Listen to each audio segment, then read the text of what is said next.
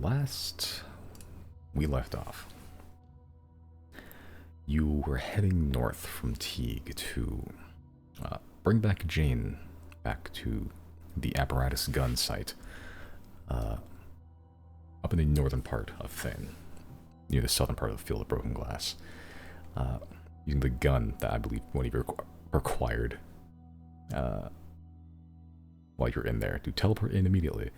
They've done some work repairing everything, trying to get as much of the facility up as possible. Newly awakened sentient machines, more or less. Meeting with George, you disclose information. Jane discloses all she's learned very quickly through, electronical communication. But Jane seems to feel pretty secure about the direction that this new race, this virgin people, should take in the future. Until then, George informs you that the gun is now operational. Low ammunition, minimal power, but operational, giving you some control of firepower in the northern part of the continent, more or less. He also directs you to two other receivers of note, of dock in charge, one of which you met. You just generally try to keep an eye out, potentially, for this old god of natural disasters, one who Zero attempted to contact and screamed psychically through your own magic, briefly freezing the dragon. Well, Chard is doing that.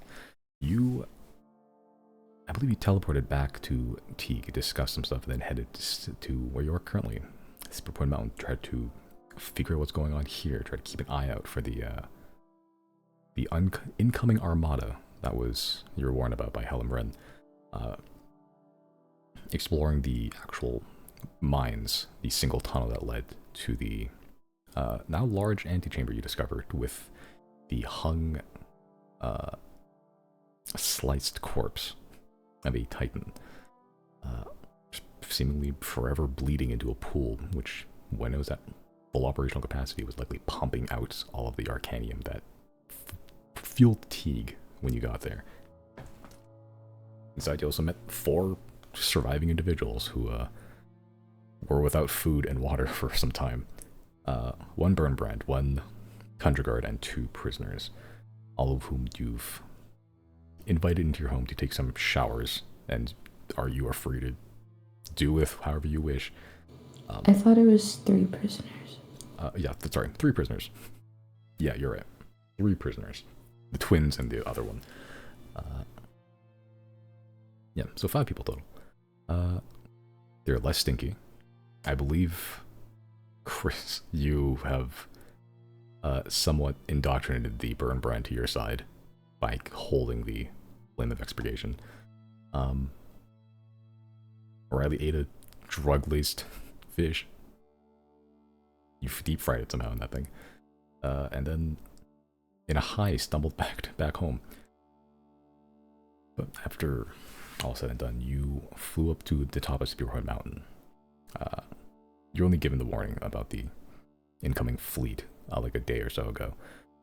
But during a mealtime with the 5 new guests, Riley, you spot a black shape in the distance, fast moving and ejecting a faint blue smoke trail as it zips through the air, black, sleek, and angular. An airship of some sort, and it is rapidly heading north. One of you gives the order to try to intercept it, if Polaris can even catch it at this speed. As Polaris, in a sudden lurch, kicks off from the mountain and begins to fly towards the black shape in the distance. That is where we pick up.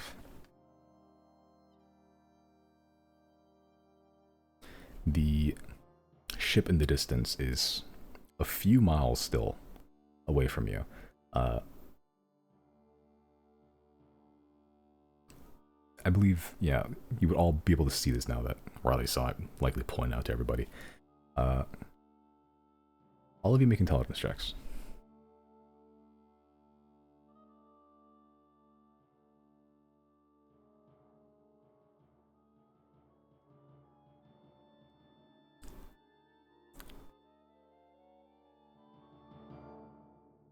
Okay.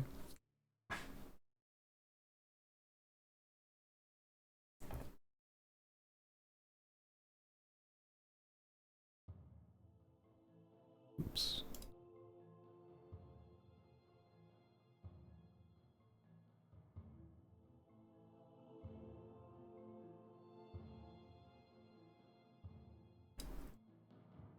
Okay.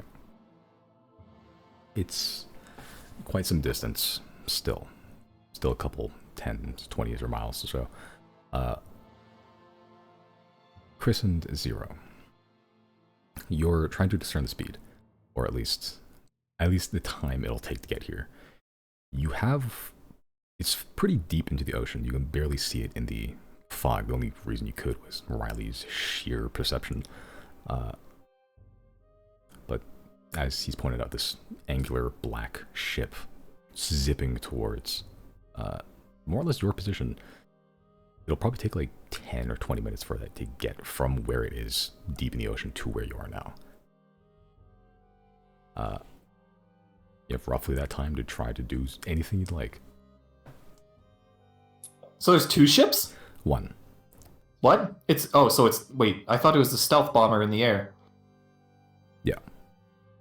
But it's underwater?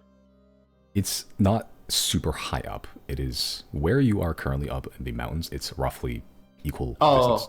Okay. It's not like high altitude yet, but it's a single ship deep into the deep in ocean, as in positionally in the ocean. Okay. So it's skimming the water's surface, basically. Not even that. No, it's like it's around here, but it's in the air. Oh, okay. Do we want to try to communicate with them? Considering the speed it's moving and how far away we are, there's no way to do that. Unless you can use message to fucking point in that direction. I don't know how that works. I can, but they'll have to be within 150 feet, which by then they'll be shooting, probably. Yeah.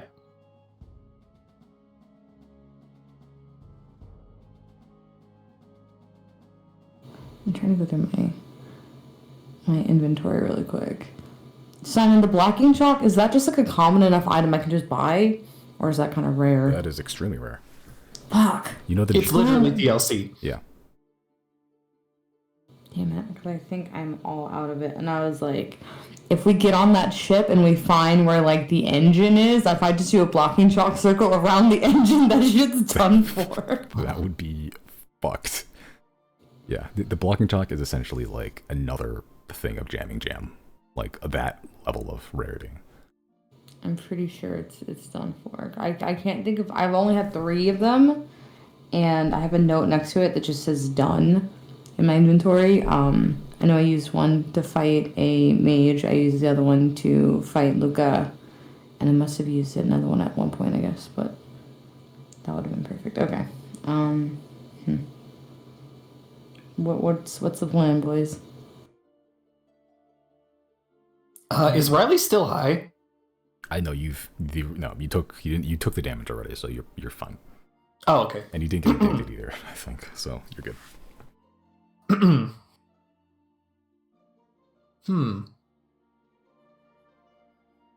Well, I suppose we could try to meet it head on. I don't know if it would be deterred by a massive dragon.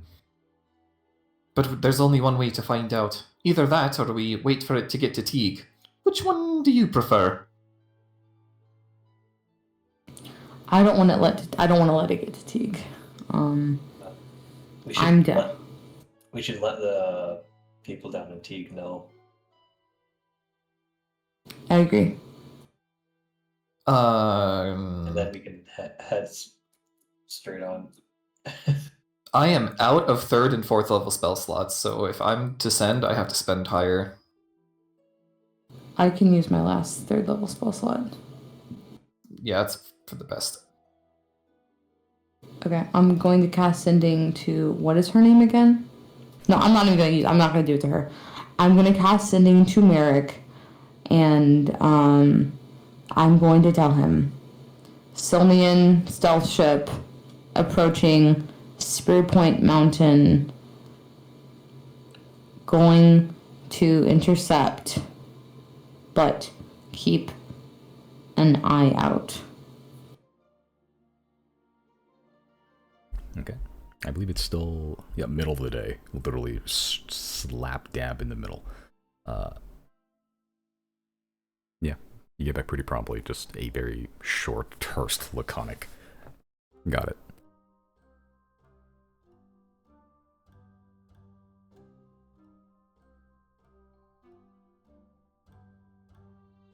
Who is Destiny Bender today? I do not call it. I don't have it, I think. Okay, I'll use it today. Do I use it now or do I use it later? What are you trying to do? Well, no, I mean, do I have to roll it ahead of time before I decide to use it, or do I use it when I need it? Use it when you need it. Okay, so I'll take my turn today. I don't know what I'll need it for, but maybe. Yeah, just any roll you make, just re-roll the dice.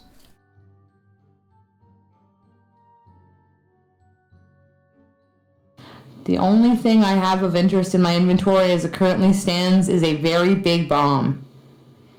It says 1 big bomb, highest damage within 15-foot radius.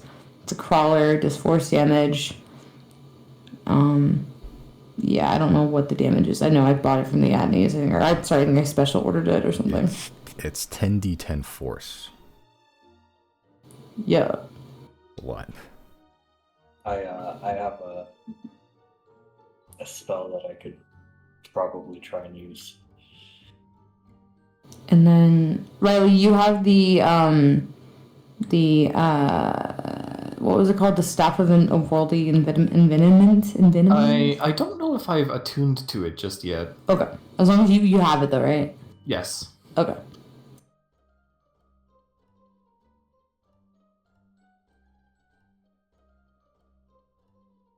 So what are we doing currently? Are we just sitting ducks or are we heading their way? I guess. Well, we all agree it needs to be stopped, so let's go stop it. Okay. Yeah. Do we want to try to go invisible or anything on the dragon? Or do we even want to I bother don't with see the that? point. I don't see the point. We could. Because we also need to get information. So, How far about is it right now? From where you are currently, and we're between 20 to 40 miles away from you. Okay. And it is, judging from the speed it's going, it get to your position probably like 20, 30 minutes or so. Okay. well, let's head towards it. Okay. Okay. As players has already kicked off and is flying towards it as best he can. It's kind of approaching at a slight angle. Roughly. Yeah, it's around here, but as Polaris moves to intercept, coming at a slight angle. Yeah, Riley with Zoom Zoom, you're trying to keep an eye on it? Or, Yeah. Okay. Yeah, and with Zoom Zoom, the only reason you could really make out any of the details was Zoom Zoom, and yeah, it is very triangular shaped, very, very sharp angles. Most Irish you've seen have very round features.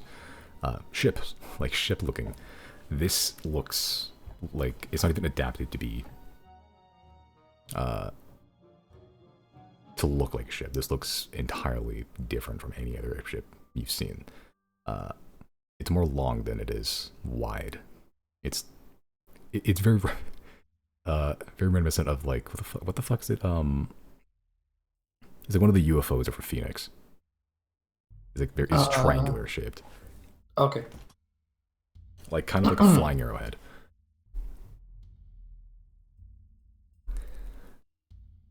But as Polaris attempts to intercept, what is the plan for Polaris to do, assuming that he can actually make it there in time? Be menacing. Be And menacing. see if that intimidates it at all. Okay, If it doesn't, make chase. sure.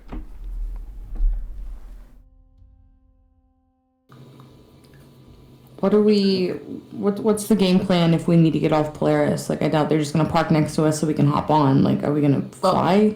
We could try and have Polaris. How big is it compared to Polaris? It's not the hugest ship in the world. It's probably slightly bigger, not by much. Okay, he could probably try and sink his talons in. How fast is it going faster than what Polaris could fly? Oh, by far. It's, other than like some spells you've cast, it's possibly the fastest physical object you've seen.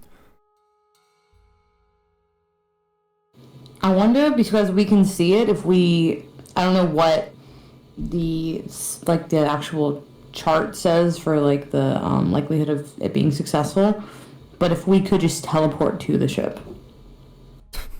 I would imagine so. We can literally see it, so we should be able to. The problem is then the speed at which it's going, and the fact that we would slip right off. What if I cast haste on Polaris? That only lasts a minute, right? Yeah, And then he gets slowed down. for 6 seconds. But the minute of extra speed might help. It might. If the time frame we hear is about 20-30 minutes, so a minute of double speed may help, assuming you can cast repeatedly.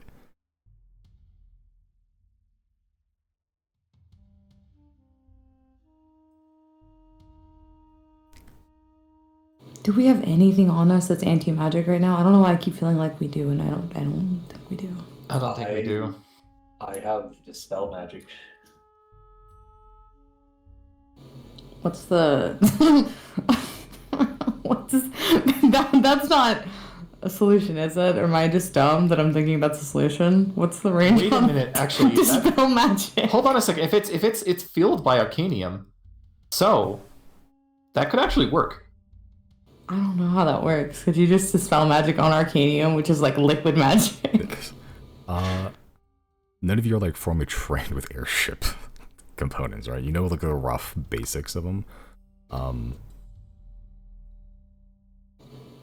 Elena is wise in all subjects, Simon. Possibly, if you want to do a Trucier charge, or Chris, because you're so immensely studied, you can both of you make a history checks if you'd like. So 0, you'd have to use Trucier if you want to. I'll use a truth seer. Okay. Jesus. Oh, yikes. Okay, yeah. Elena knows that airships exist, but she's not fully familiar with the internal components of them, being kind of somewhat far removed from that section of the world where she's normally based. So she knows they exist. She knows like the basic components, but stuff you kind of already know. Chris, you're not really like formally trained in airship stuff, but you've taken some interest in, guns, possibly done some study during your leap year, little gap year of imagining. There has been some experiments with this. Casting Dispel Magic on the airship itself won't do anything because the whole airship isn't magical. The Arcanite Conduit, which is essentially the engine of the airship, not all airships have them, but the ones that do, Dispel Magic will temporarily disable it. Which would not be good. The thing is, you'd have to actually visibly be able to cast it, which you'd probably be inside by that point. But this is a known phenomenon. If you cast Dispel Magic on it, it does render the actual magical engine defunct for some time. And to this day, there seems to be no counter magic to this yet.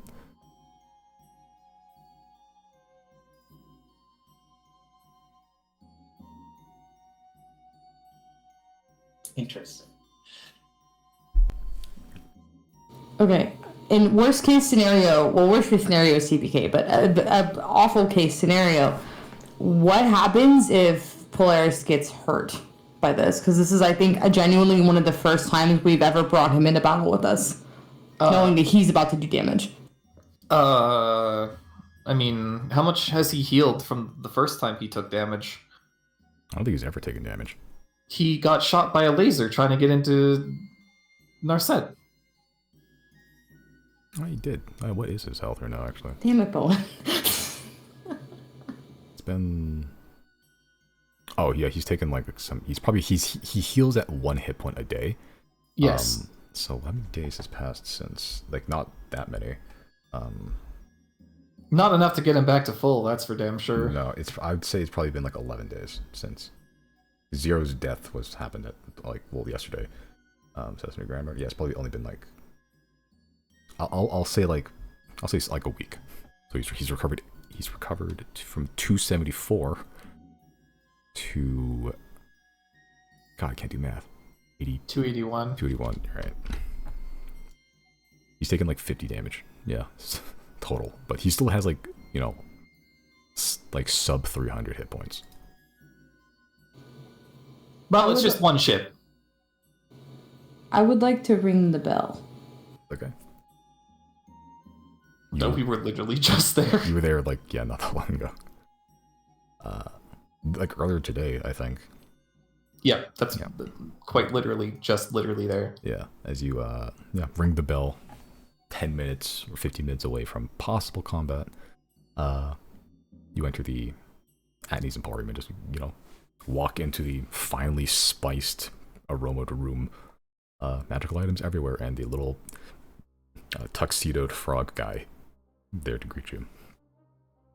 Welcome to Theopon Rupo's Emporium for Potions and Portents. I run up to the counter and I cut him off before he can speak. I'm just like, hi.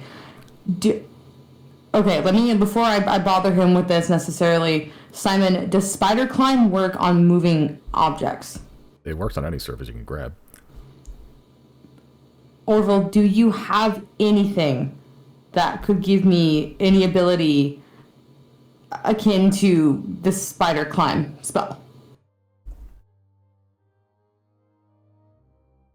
I believe we have a slippers of spider climbing. Are they attunement only? Yes. God damn it, motherfucker. How much are they? They're not the most consequential of items to craft.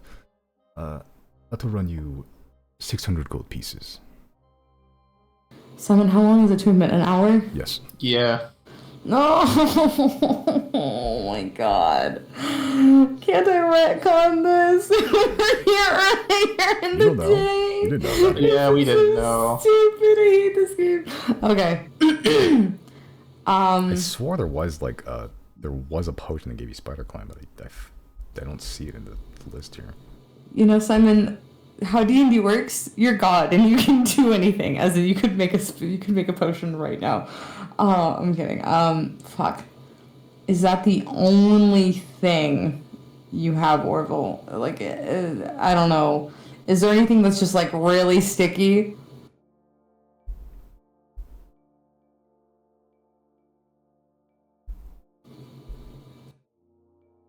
Guys, okay. Out of character, guys. Hear me out. Hear me out.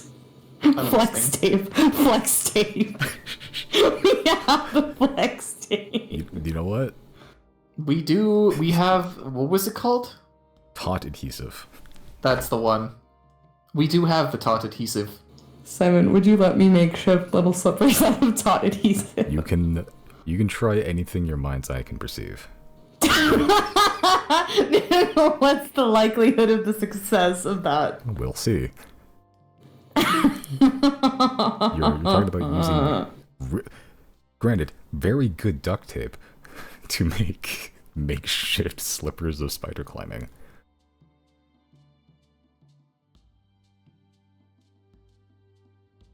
Orville goes through his catalog. We do have a potion of climbing, standard climbing.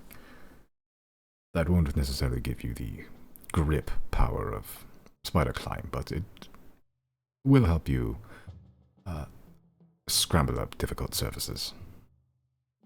How much is that? That will be 200 gold pieces. I give him 200 gold. Very well.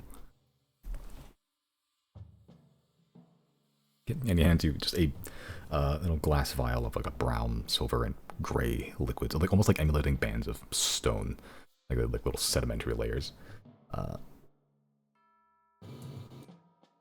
Yeah, just gives you that. Give him 200 gold. So for the next hour, once you drink it, you'll have advantage on athletic checks you make to climb stuff. Which, if you're gonna know how to stick to essentially a fighter jet with flex tape, that would be an athletics check, yeah.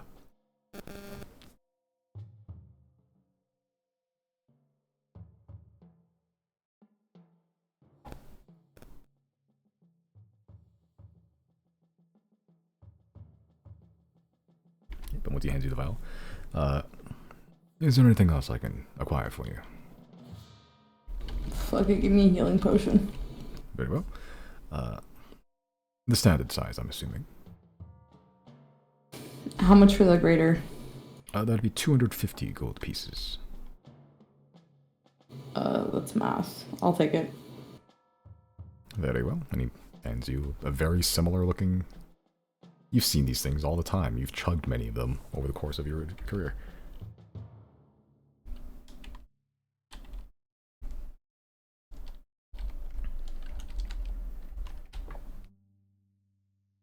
I throw money at my problems.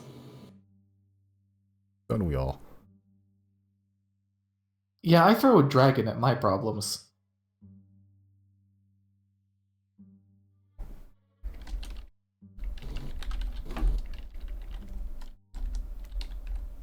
You want, bud?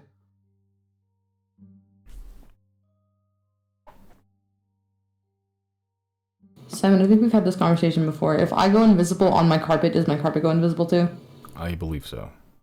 Okay. Can I do like loop-de-loops in that shit? What's the speed on the thing? Like 60 feet?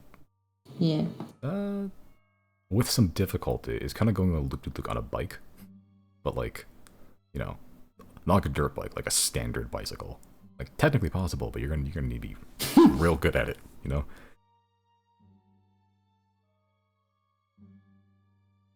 Okay, I will give Orville a respectful nod and I will exit the Emporium before he can say his Thank you goodbye. He gets to thank you for before you're out of the thing, and the magic gets you out of magical earshot.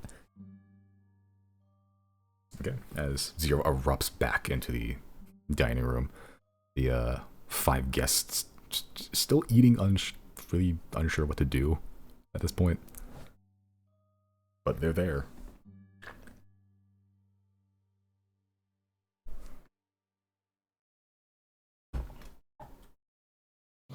I'm gonna look at everybody in this room and just be like, does anybody here have spider climb? Spider crime. I can't say I've heard of that before.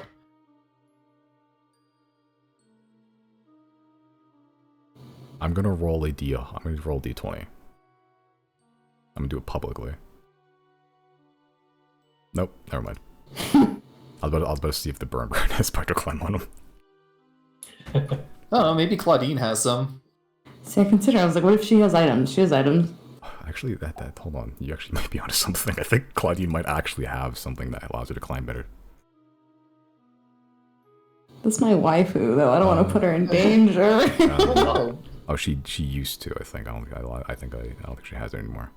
It's for the best. I want her to be safe. It's fine. Yeah, then she has to boost the striding and springing, but that's something else. Nope, never mind. Claudine is just good at climbing, straight up. Like she just is. So is Riley, to be fair. Me when I fools tumble onto a fucking stealth plane. I'll ask the bird brand if he has anything to help with climbing. Or flying. He's not quite the igniter. But he's compared to that, he's pretty weak in terms of spell casting. Let me see. What's he got?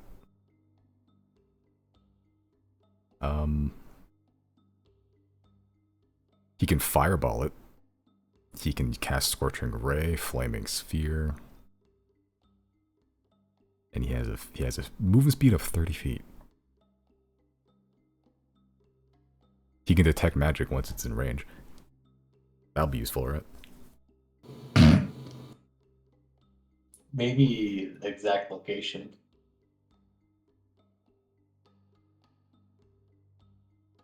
If you want, he can huck fireball out the window when it passes by.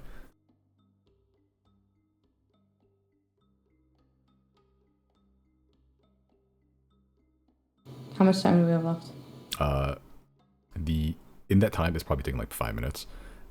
It's now not clearly visible, but is now more visible to the point where even the other guests are able to see, like, what the fuck is that thing out the window?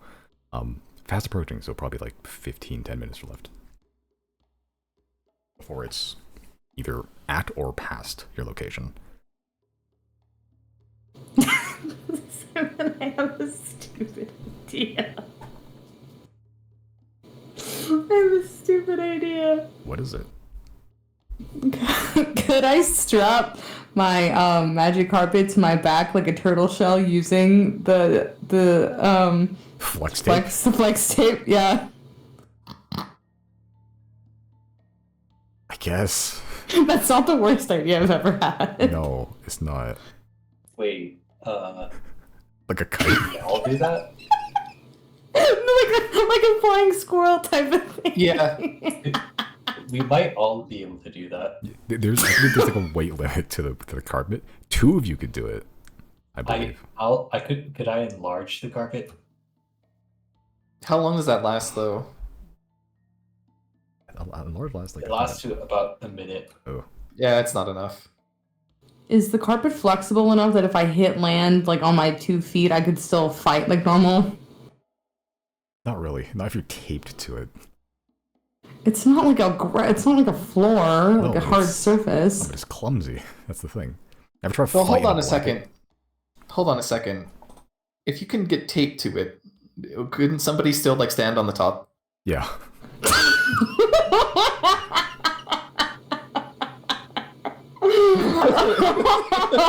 The thing is, I believe the more Problem people, Stupid. the more people like that is like being carried by the weight of the carpet, the slower it goes.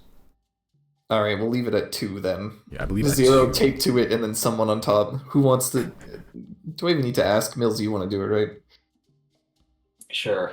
Yeah. What are we doing? What's the plan? I just planned on doing it when they get here so I can... And they're going to be faster than me, but in case I like fall off the ship when I try to climb it. What's your plan, Bowen? I don't have one, but I'm going to give you both bardic inspiration. Oh my god. I am willing to attempt to destroy it if we need to. Have fun. I'll be watching the fireworks from here. What do you mean? You're not gonna... Well, I don't have utility for this. Chris, can you spare a spell slot for a couple of flying? Yes. And do either of you have the means of like a theoretical oh shit button teleportation for more than one person if need be? Well, I have Featherfall.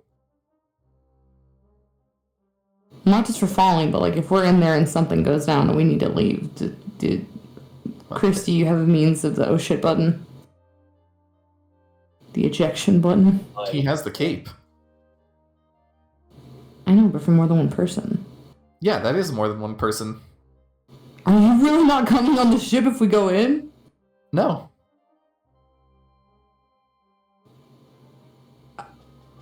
So what are we gonna do? What do you mean? You understand it's a single pilot in there, right? We don't know that. There could be no pilot. The whole thing could be a weapon. Dungeon Master, can we infer? Can I use my zoom to see if there's a pilot in there? Is it not completely closed off? Like it's all like alien looking shaped? The what you're looking at is like you do not see people. You only see glass. It looks like just one solid black arrowhead. I have no idea. I wouldn't be surprised, especially if by now, with the technology they've gotten access to through the shit that they stole from Calbe, I wouldn't be surprised if they managed to send some like robot powered shit here that is meant to be like is probably meant to, collect information or do whatever else the fuck they wanted to do. But I wouldn't be surprised if it has a protocol for like a kamikaze style attack. I have Dominate Monster. Oh god.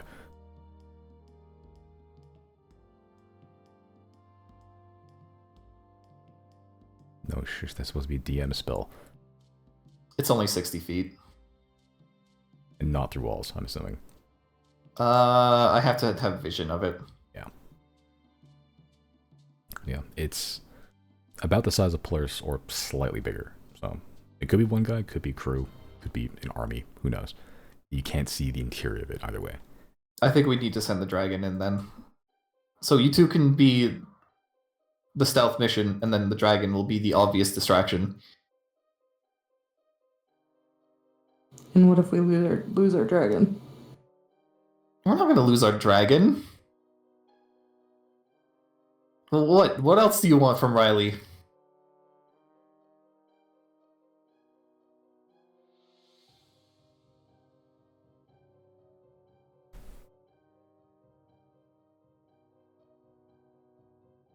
DM, how could I tape my carpet to my body in a way that would still allow me to fight if need be?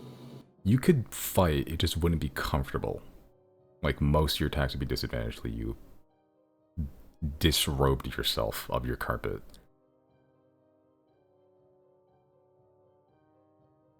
Like, when we restrict you from swing stuff, it just would not be the most optimal way to fight, is with a giant...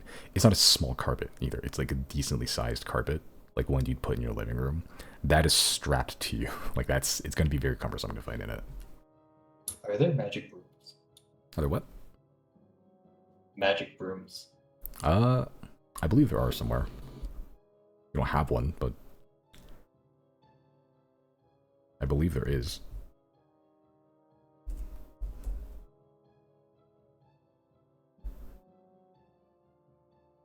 Yeah, broom of flying.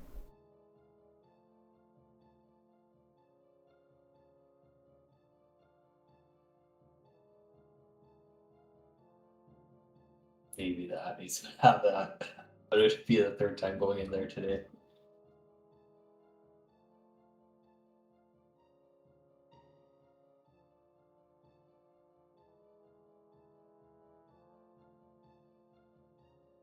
Do you want to try to go to the Atlas to try to procure a broom of flying?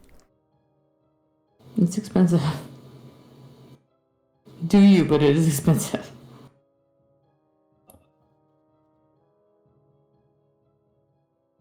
I don't think I have any money. Poverty wizard, got it. Okay. About 10 minutes left. What do you guys... Any other preparations before this potential confrontation? Nope. I would like to, okay, tell me how complicated this is going to make things. If I try to make little makeshift gloves on my hands, not like all over my fingers, but just over the palms of my hands, like boxer style when they wrap their hands, with the flex tape, how would I be able to fight later on with weapons? Not comfortably. It's grabbing stuff would be difficult. I guess holding stuff generally. Like, you wouldn't be able to really throw your daggers because they'd be stuck to your hands.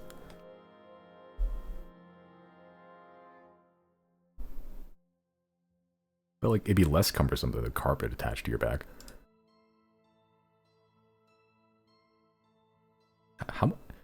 Did I give a quantity of how much flex tape you have? I'm pretty sure. It was like... It's like a rolls, right? Yeah, it was a roll's worth. I just don't remember how many, like, feet or anything that was. Alright, I'm sure I can find it somewhere.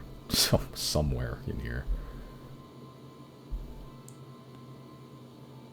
Flex tape. Oh, adhesive. Taut adhesive.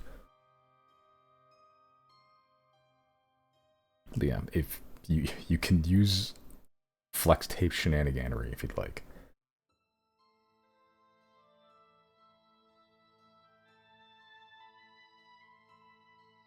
How far is it now?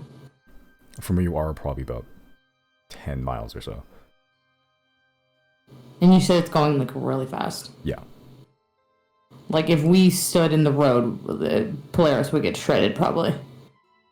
If you were to get hit by it as a human, it would be very much like a bug splattering across the windshield.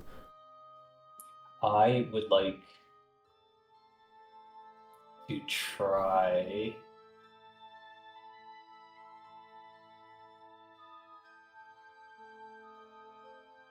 I need to get far away from it. I mean, you're 10 miles off.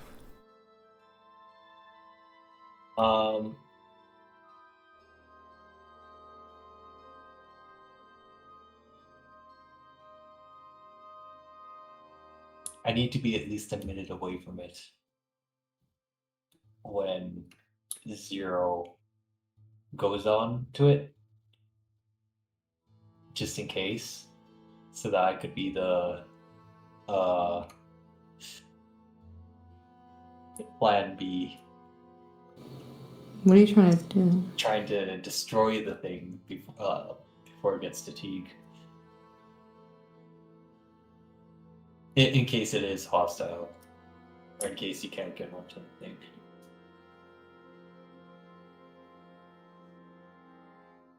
Are you gonna cast Meteor Swarm or some shit?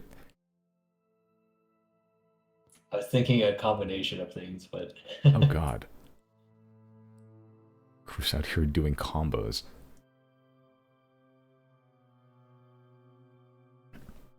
Okay, is that the plan then? You're gonna try to... Zero, you're gonna try to stealthily go out there in the carpet? I mean, there's no stealthing when I'm on the carpet, like in the middle of the day like this, but... The crawler bomb, is it like a bug where it can kind of like latch on upside down? It does have a climbing speed, yeah. But can it like attach? Can it like attach itself to something? I believe so. Like this texture, perhaps? Possibly. You're not. It hasn't gone close enough to be able to see like what texture this is. It looks metal from like Riley's vantage point, but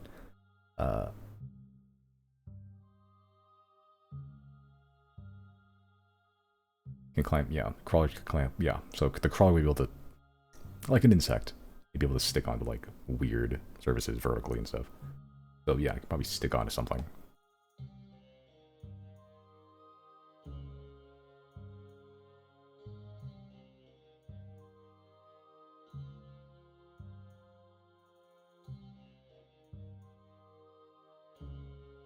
Okay. Here's a plan. I just need someone else to meet me in the middle to figure out how to help me not die here. If I got on my carpet, I guess theoretically I could strap it to like my back or something. But if I got on the carpet and I flew out towards it, it's way faster than me, so I'd have to time it right as well as position myself correctly to where I could grab onto it, like as it's passing, like fall onto it or something, which is already a challenge in and of itself. I attach myself to the ship as it's passing. I attach the bomb I have to the bottom or to a vulnerable looking area, like if there's any kind of visible door or like just weak point in it. And then I think, I don't remember what, Sonny, do you have the notes for this bomb written anywhere? I can't remember if it's like set based on a command or if it's like a timer thing. It doesn't say.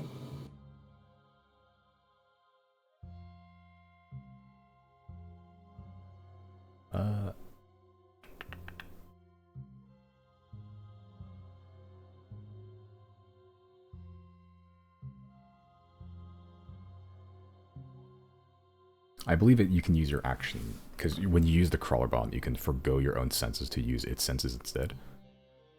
Like a familiar, except, and then you just use an action to detonate it.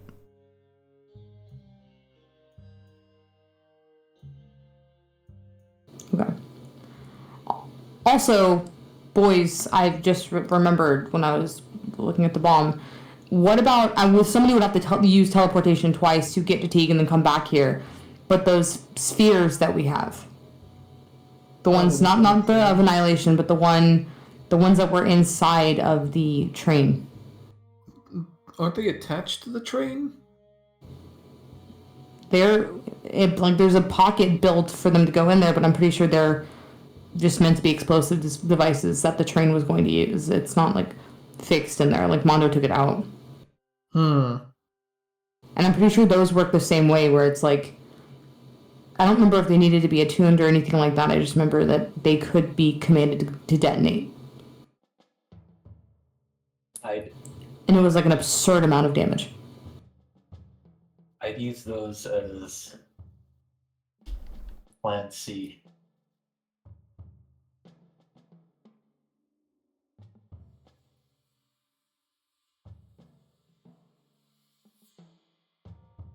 The problem is, not only do you have to get back to Teague, you also have to spend time fucking doing the password and shit.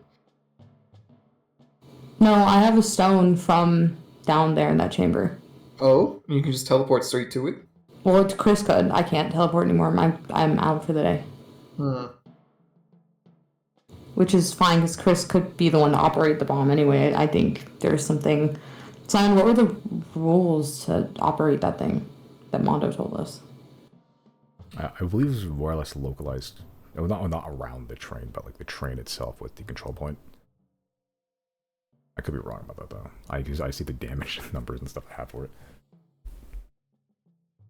I don't think it was a psychic connection necessarily though.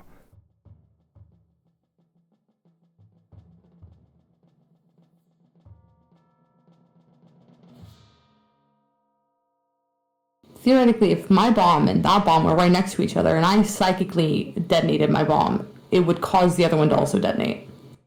Possibly.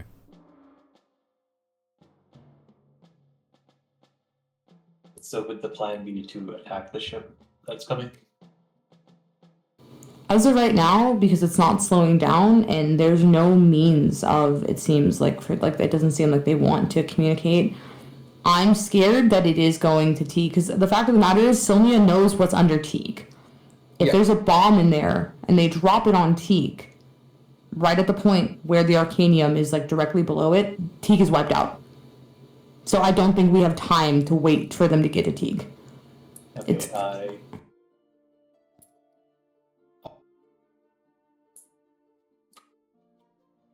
I will go directly in line of the ship.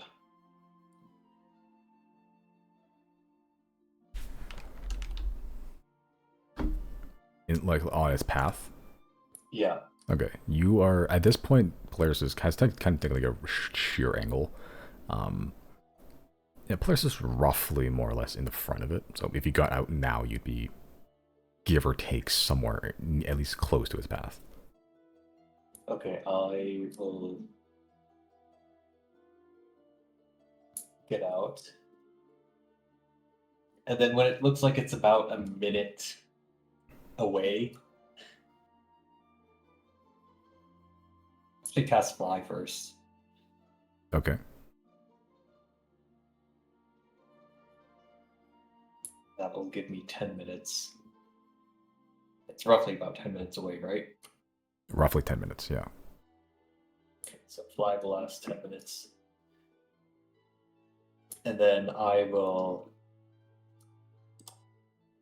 Is it possible to use Divinity to use another concentration spell? Oh, Divinity is kind of the... Fuck it, what do you want to do? Kind of button. I was thinking about doing like a delayed blast fireball. Okay.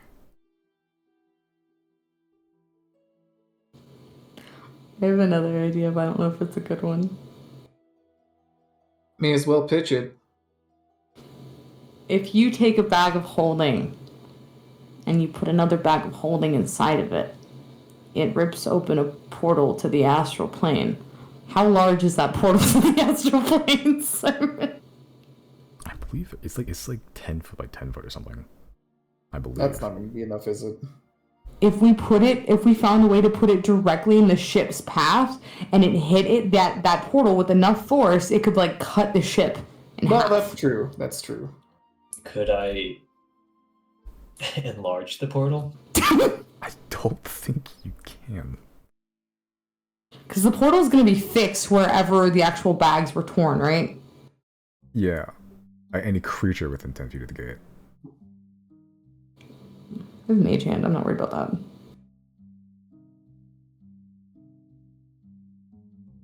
I don't know if the ship would disappear, but like, if it hits the portal, potentially creatures inside might get shunted to the astral plane.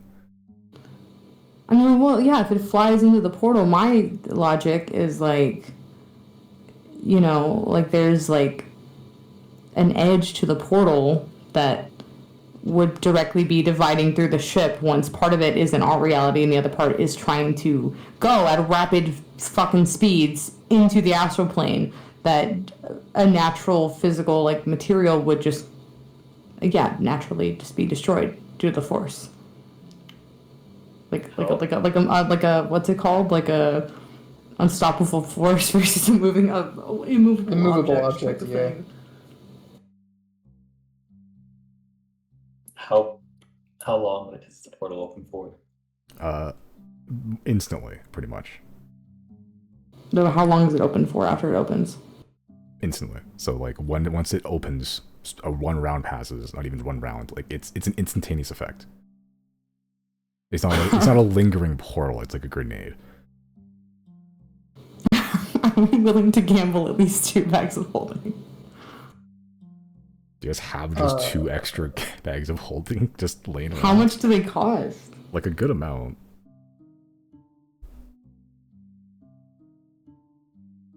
Like you keep buying bags of holding from the Adneys to the point they don't have enough time to restock them. No, I think I'm good to not sacrifice mine, that is. They have they have one bag of holding at 2,500 a piece. Or what if Chris opens up a demi-plane directly in its path? I think it's only the size of a door. It still stands though, where like part of the ship would probably fit in through the doorway and the rest of it would not. And as it's hitting the doorway with these like extremely fast speeds, just the doorway's existence being there, and I would imagine being stronger than any kind of metal on the material plane, might destroy the ship as it tries to pass through the doorway and cannot fit. It has to be on a flat, solid surface.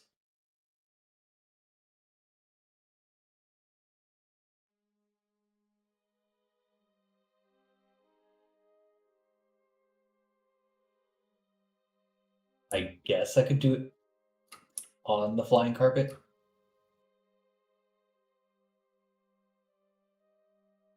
Could you, okay, this is kind of just another question. Could you put us in your demi-plane and then recast the entrance of the demi-plane on the ship and it would just stay fixed on the ship because it's a flat surface?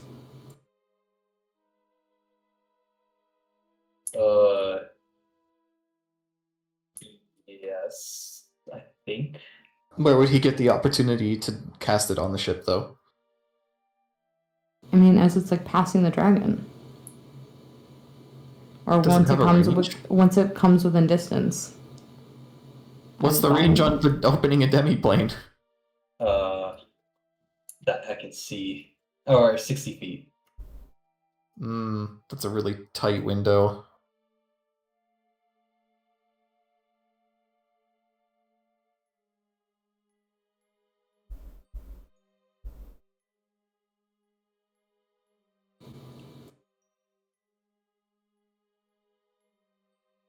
Okay, well, we have many, many, many options available now that we've brainstormed it. Should we just approach the ship with the dragon, which is Bowen's plan originally, which is fine, but I'm saying, should we just go ahead and proceed before it gets any closer to Teague? Yes. Just attack it? Okay. Please. I will do my plan B, or set up my plan B, just in case. What's your plan B again? Well, I was gonna like set up like a delayed blast fireball Oh, okay. in its path.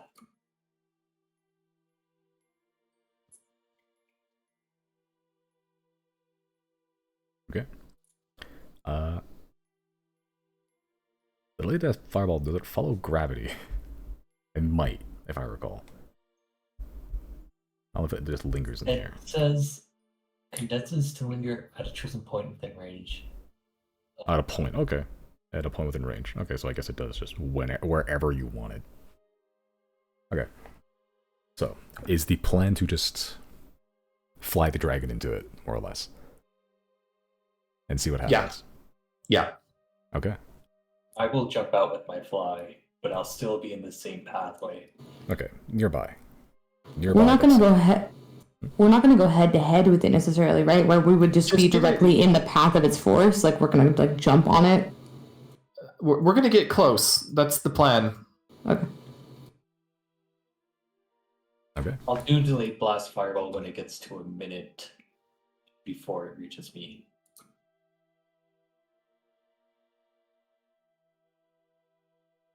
Okay. And while all that's happening, I would like to bust out my flex tape, and I want to wrap the flex tape on my shoes. Okay. Yeah, no check wired for that. You are now the stickiest rogue in the universe. Like, yeah, on your little toesies, your movement speed is halved while that's happening, but you are subject to poor man spider climb. Very poor man spider climb. Okay. Like, maybe you'll be able to stick to things. Okay. Are you chugging the potion? It lasts an hour. Yeah. Okay. Might as well. Okay, so any climbing checks involving strength, which you may need, are an advantage. Claudine's sort of there, just watching you theorize. So what do I do? You I'm pretty good are- at climbing things. Oh, but can you Right. climb that though? This is a high speed ship, and I don't feel like watching you become a bug on a windshield. So you should hold the fort down here until at least one of us gives you other instruction, maybe. Before I jump out of the window, I'll tell the burn brand to give it fire. To just give it fire is the quote unquote command you're giving the remaining burn brand. Yeah. Okay. You hold the light of expurgation.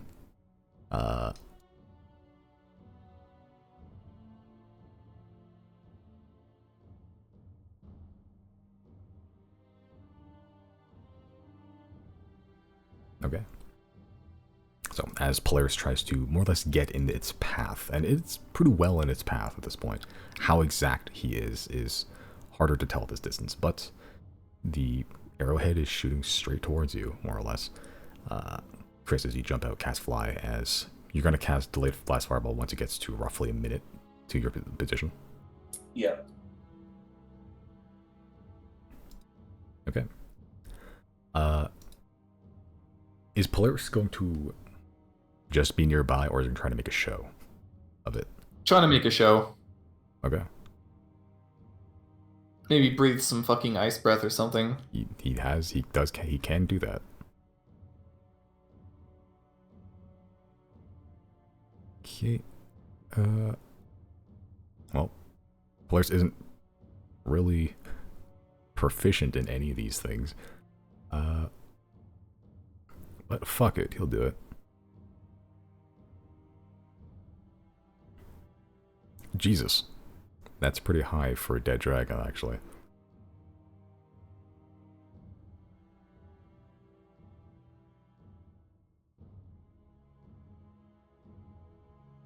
Okay.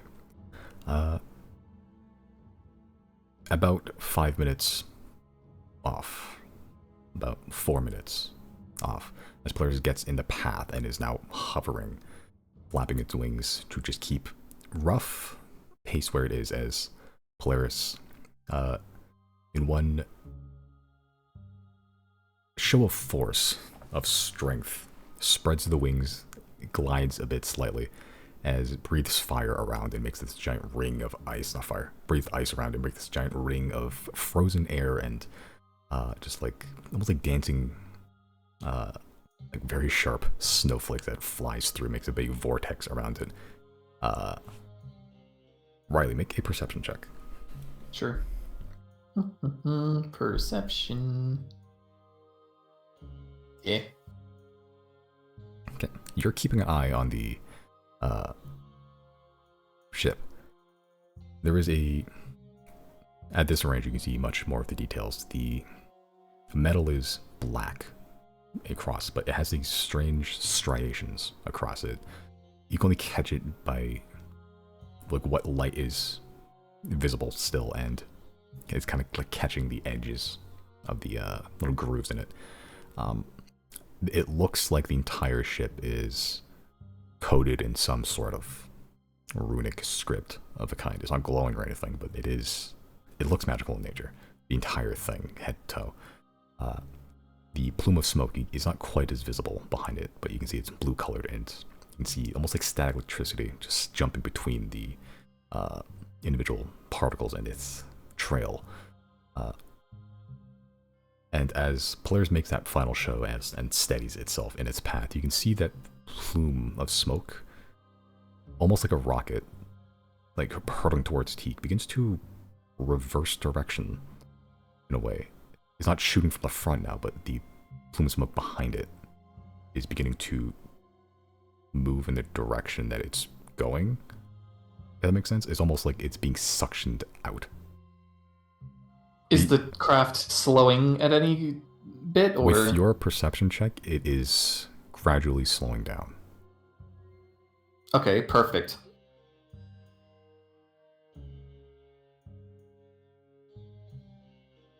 I would like to use Eye of Truth. Sure. As you cast Eye of Truth, you have perfect vision. You don't see anything else out of the ordinary on the ship, but you have better vision of it now. Clearer vision. As Chris, you are fucking freezing out in the middle of the slight ocean air, but it's slowing down, which will make your job, assuming you want to stick to it, of bombing the hell out of it once it gets in range a little easier. I'll hold off for now. Okay. Till it speeds up again. Okay. 2 minutes pass. 1 minute. This would be your window if you still want to go through it. Not casting delayed fireball just yet. If they're still headed this way, I feel like there's no reason not to go aggro. They are still heading this way, but the ship is now slow. Oh? Not quite slow, but it has been steadily decelerating as it reaches your position. Okay. It is now Zero. What's Zero doing? I'm just watching. I'm waiting. From the dragon? I mean, yeah, I didn't have any plan on being outside because again, I was gonna be fucking bird food. Bird food, fucking yeah, dead. But whatever. I mean, I can't do anything from here. I was only going to jump out of the ship, or not the ship, of the dragon when the ship was like just about to pass under us. Okay. I don't have any particular plan from here, so. What's the distance on like reading minds or? Oh, let me check the distance like for 60 the message. feet. It's okay. It's still like ways away. Damn. Okay.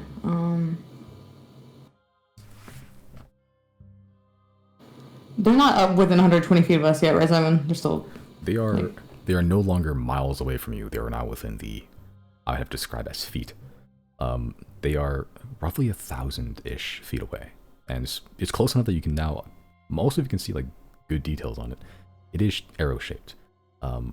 There's slight striations in the actual surface of the ship. It is this pure black metal.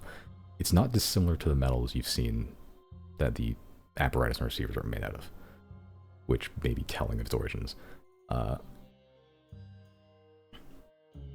But the plume of smoke behind it is like a blue coloration, as it has almost like a static electricity, almost like a miniature storm is behind it.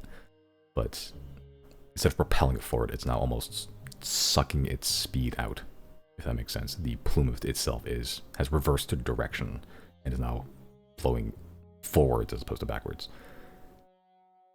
But because of that, it's been slowly slowing down, as it is now roughly 1,000 feet away from you.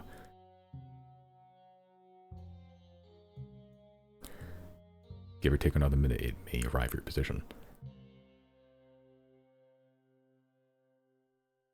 What are we doing when it gets closer, guys? I don't know. I'm gonna try and communicate anyway. And if that doesn't work, then we start blasting. Yeah, I'm good with that. I guess that's the plan. I genuinely don't know what else to do, because I'm like, I think attacking them once they're slowing down is too hasty, but I also don't trust them to go past this point. Neither do I.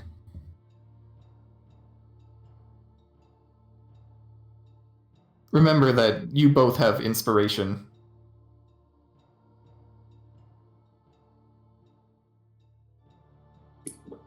We can convince them to turn around.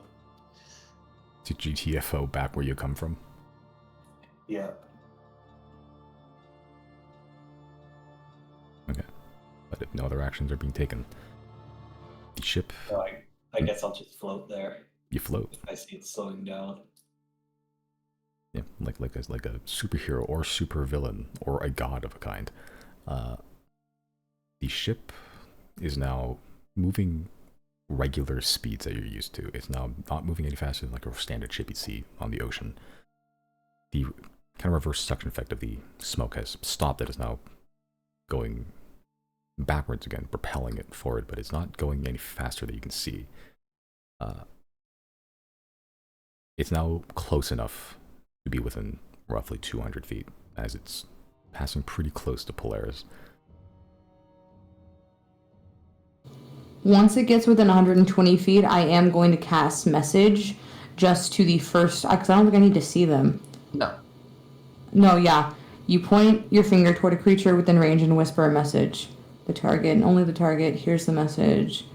It does say target, but it doesn't say I have to have vision of them. So I'm just, once it gets within 120 feet, I'm going from the dragon to eye down the fucking, I'm not like intimidation, but I'm going to just watch the ship, and I'm going to speak to whoever will receive the message, and I will spam it if I have to because it's a fucking cantrip.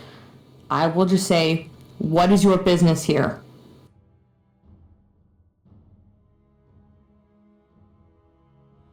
Okay, and it does get within 120 feet as you cast message somewhere at some target within the ship itself.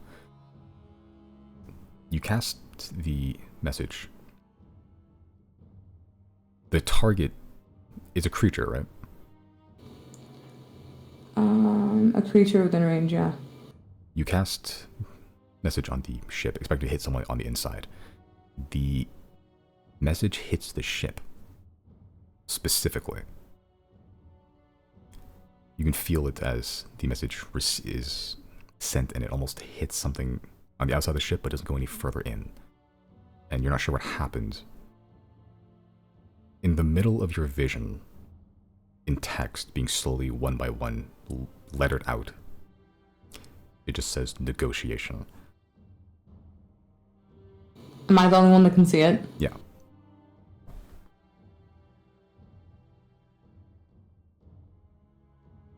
I will speak out loud and I will tell Riley. I will just convey what the message says.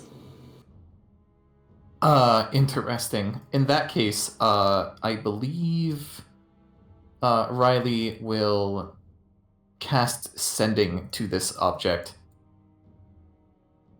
Okay. And say, for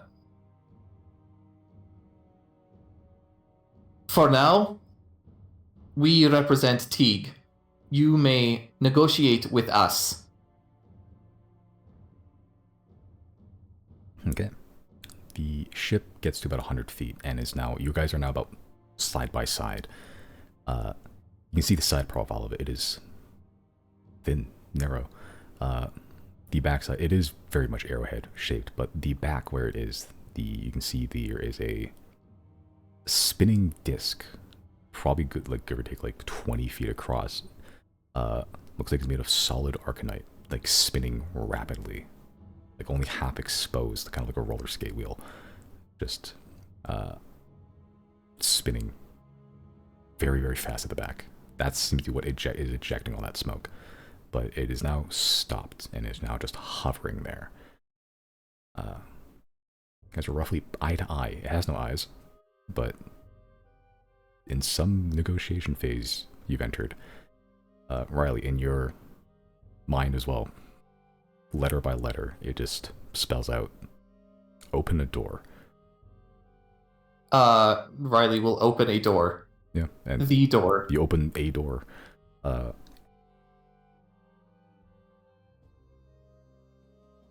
As you do, almost immediately, a yellow beam, just randomly some point, don't really seem to be emanating from anywhere specific on the ship, emits from the ship into the door and hitting the wall in the inside of your foyer, pretty much.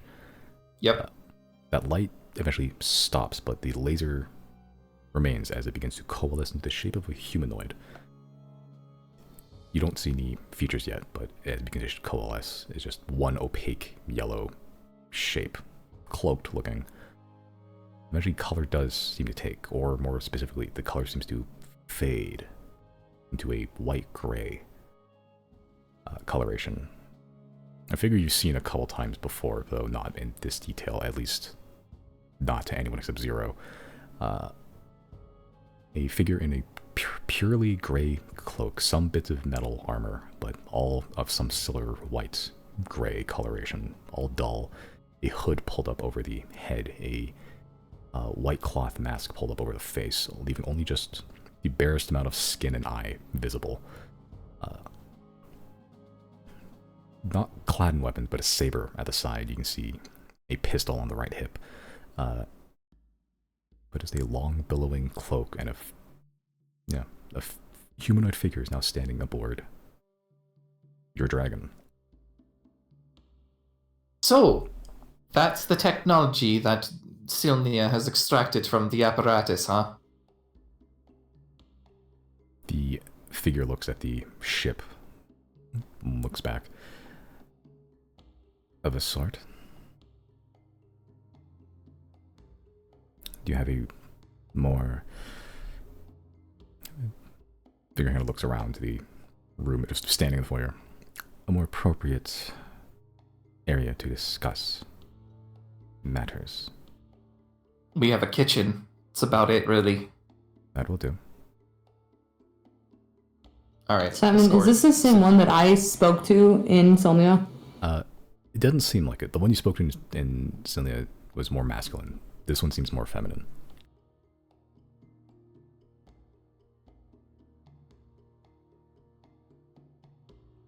Yep.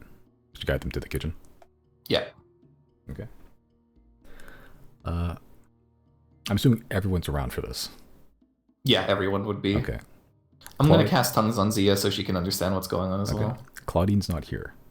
At least not visible. Not visibly, yeah. Yeah. Okay, I guess I. It's up to you.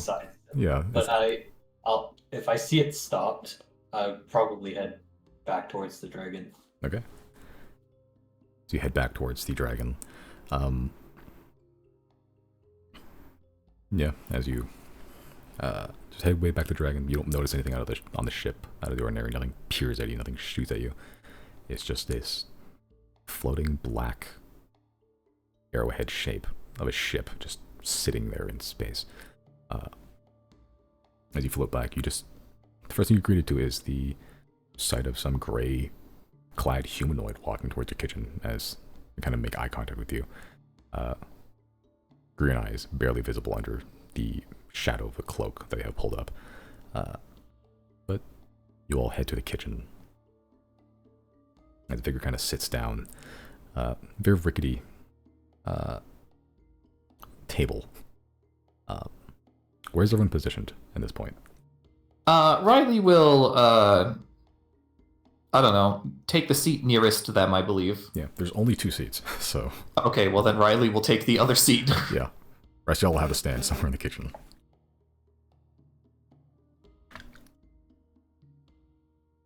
I'm gonna stand in the doorway. Okay, yeah, I figured. That's probably the smartest What thing. does that mean? No, I just think this is a guarded negotiation. That's like... Yeah, exactly. Don't try and fucking escape. You will leave when we allow you to. Okay. Chris, whereabouts you standing? I'll stand. Where is the door where the humanoid came out of? Oh, the pantry? Yeah. That's pretty much very close to the tables. You can stand there if you'd like to. Yeah, I'll try and stand next to that. Okay. I guess I can briefly pull up Polaris' map. Oh, Jane's no longer here.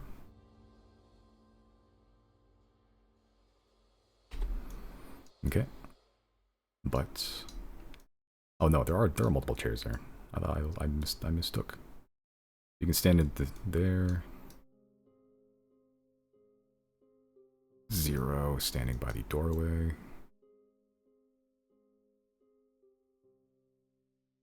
Riley standing there as this gray clad figure has been half-heartedly invited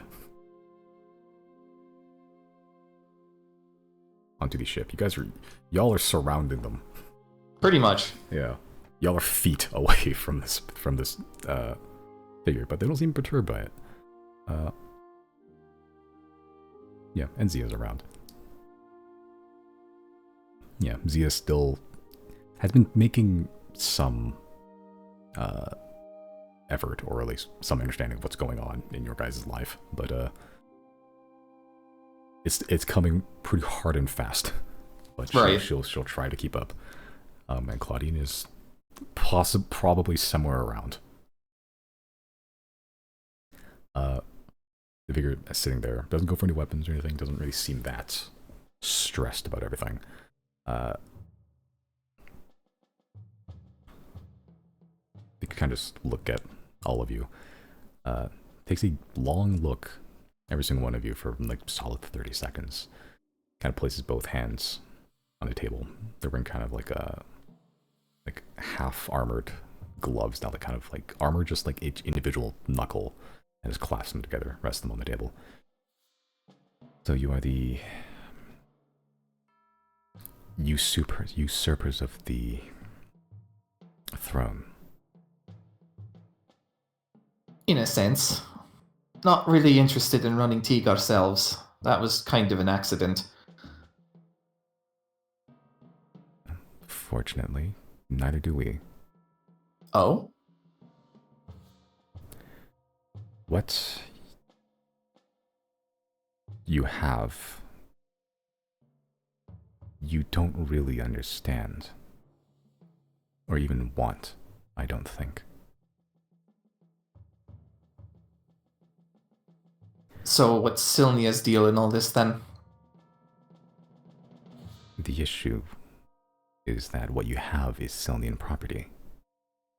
And Silnian property being...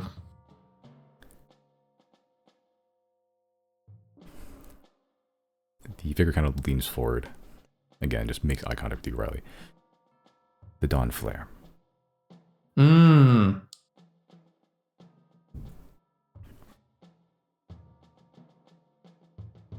So, does Silnia understand the consequences of letting that train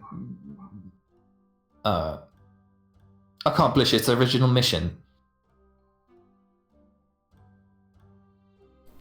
Silnia helped build that train. So yes, we are quite aware of the consequences. of blowing up the Howling Boughs.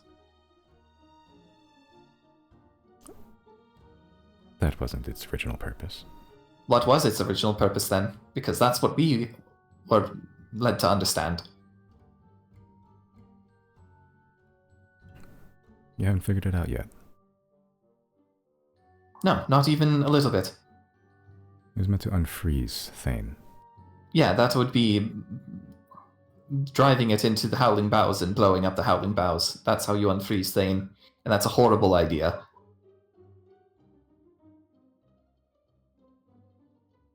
It was meant to blow up the Howling Boughs. Then how was it meant to unfreeze Thane? Sending it into the center of Thane, somewhere in the field of broken glass, injecting all that thermal, solar, fiery energy directly into the land. The Howling Boughs probably melt away with time. That's a really, really bad idea. Why is that? There's something locked in there that nobody should have access to whatsoever under any circumstance. Is there? Yes, What's that? and you would do well to keep your mouth shut about it. It endangers all of us.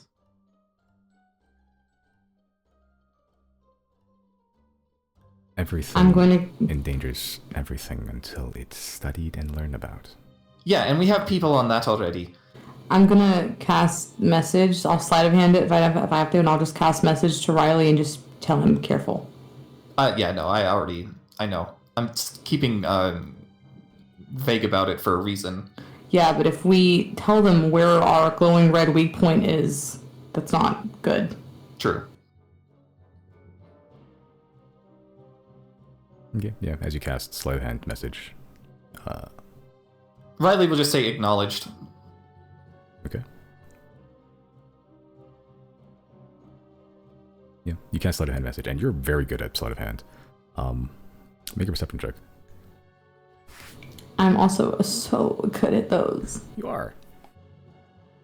Yeah, you cast that shit. I guess Riley would notice this, actually. Yeah, probably. They noticed. Hard to tell, because when you saw Zero cast it, because, you know... You even let me roll sleight of hand, you bitch. Yeah, but Riley has like a plus like fucking 30 to perception. And it's like, you weren't trying to hide it from Riley, you're trying to hide it from the person. Like, you're next to. The moment Zero cast message, and you've seen Zero cast message a lot, some few fibers of the figure's cloak, some elements of clothing begin to drift towards Zero. Oh, interesting. The figure kind of turns one head like just a couple degrees towards Zero, but then continues the conversation as normal. And who do you have on your team deciphering this? Wasn't Raxney a Silnian scholar? Possibly. I don't think you delved too Do deep not- into this. No, I'm not gonna name drop I him. know, I'm so scared right now. Well, I can tell you they're professionals in their craft. Anybody else would be inadequate. Anyone else other than us isn't inadequate. I hate them. I fucking hate them. I hate them. That was out of character. I thought you were saying that directly to the No, person's face. that was Inches out of away, character, sorry. spittle. Look, we know what Silnia's mission statement is. It's amoral at worst. This can still lead to disastrous results. And it's not a matter of, "Oh, we won't know until we try now, will we?" You have to stay away from this one. It's of paramount importance.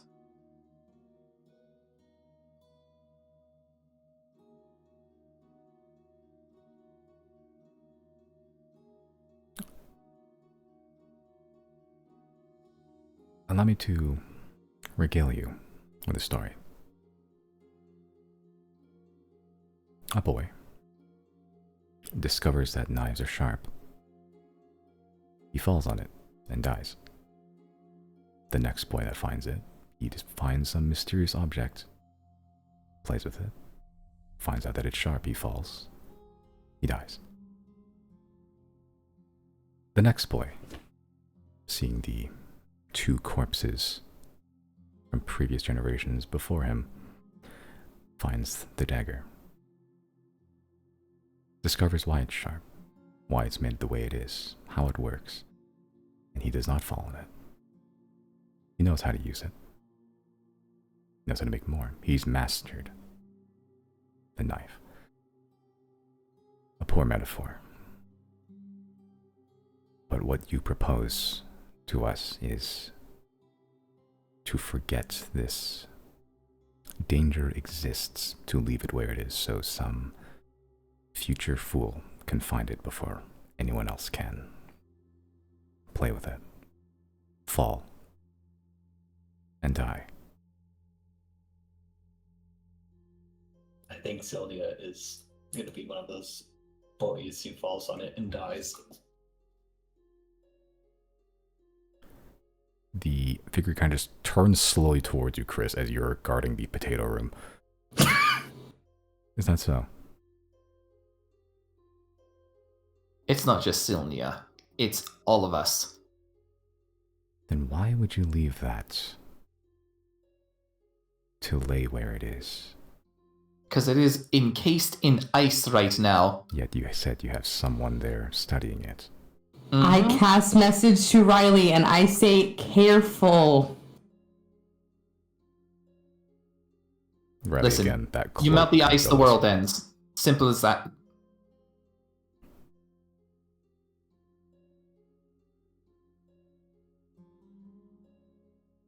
You want to unfreeze Thane? By all means, accept whatever this is. You gotta start smaller. Start at Teague. North? Really bad idea. I'm going to speak up and I'm going to try to redirect the conversation. And I'm just going to say to the, what are they called? The gray something? Just the gray. Okay, whatever.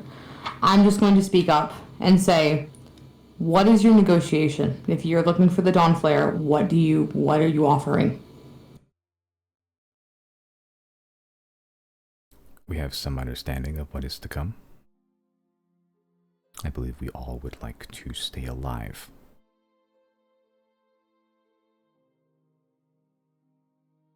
Your relationship with Altus has been strained as of recently. The figure turns towards you, Zero, kind of leaning back in the chair, squeaking as it does. I believe you know what we're talking about. I shrug. Explain it to me. Mysteriously, the Zeri gun foundry has detonated in some way. Curious. Regardless. Must be faulty manufacturing then. Must be. Regardless, the survival of this planet and us is a mutual interest. Oh. Right, but But agenda is that they've assigned their place when everything, all the dust settles. And I can tell what Sylnia is striving to be based on its actions over the last year. And it's not very promising for the overall of humanity. neither is the moon awakening and killing all of us. Right, but what does that have to do with Sylnia's overall goal post that event? Do you have time to concern yourself with agendas right now? Yeah, a little bit, because we intend on surviving. As do we. The best chance for that is to utilize anything we have. Look, you want the train? Sure, take it back home. No harm, no foul.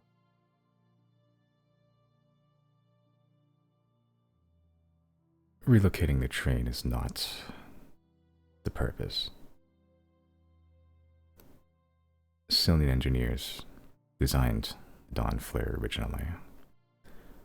The Arbiter simply used his funds and resources to build it in agreement. So the proposition is this. You can keep Teague, whatever scraps of it is left, use it for whatever purposes you like. The Dawn Flare remains under Silnian control, with Silnian engineers, architects, minds, scholars working on it. In return, once the progress has been, I'm sure, hastily sped up from what it is right now, we'll use it to help defend the northern regions and elsewhere. I'm sure that is a mutually beneficial agreement. So long as it is not used to heat Teague up, I see no reason to ignore this. How do we know Sylvia was the one to make the... Or Thane, rather, not Teague. Sylvia was the one to make the Dawn Flare. I'm gonna be honest with you, Chris. It couldn't have been anybody else. You really think that fucking sniveling mess of a wimp had any idea what he was doing in that train? Precisely. Not a chance in hell. No, the Arbiter only know how to freeze people and be cruel.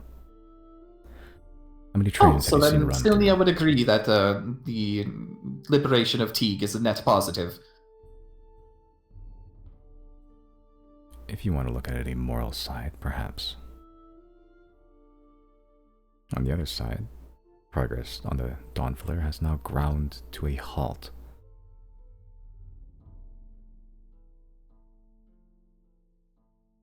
I'm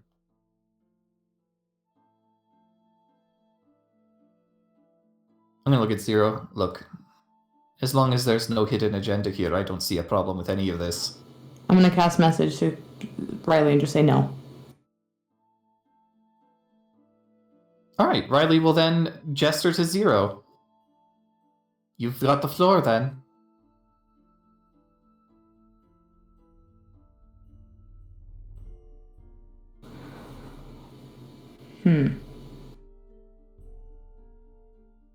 It's very much like a Silnian to treat everyone around them that is not of Silnian origin as if they don't know what they're doing. It's comical and arrogant and flat out ignorant to assume that you guys are the only ones that know how to operate this thing or know how to make use of it when the time comes. There seems to be an obvious distrust of us, which, you know, given our history, I can't blame you entirely, but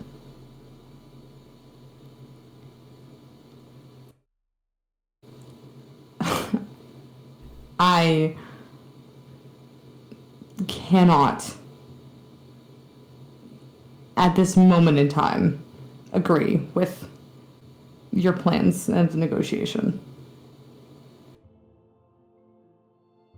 And am I able to make an insight check on whether they're telling the truth about it being made by Sylnian You can try. engineers?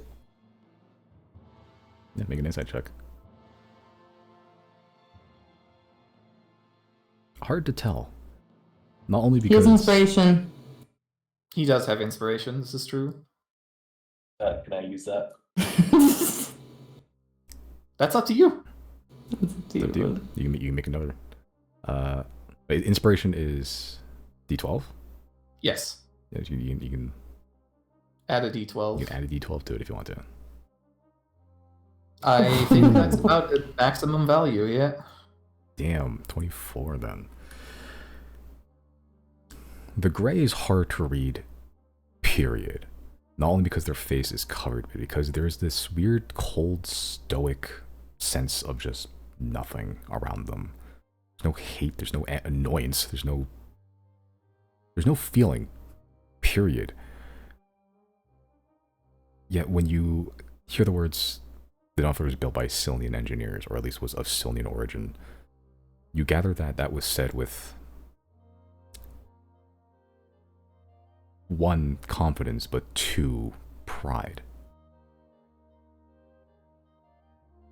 The briefest hint of some human still behind that gray mask.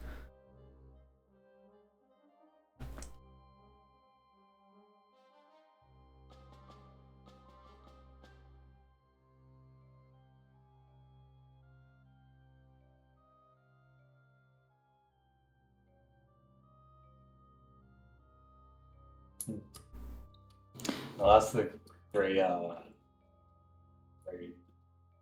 entity. So why did Selenia give it up in the first place?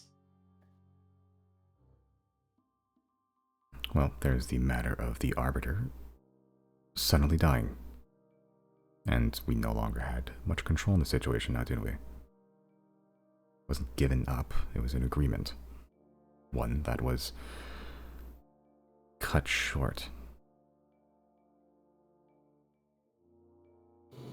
Here's for negotiation. Find a way, using whatever means, magic if necessary, to reveal to us, with 100% honesty, what Sylvia acquired from Calbay.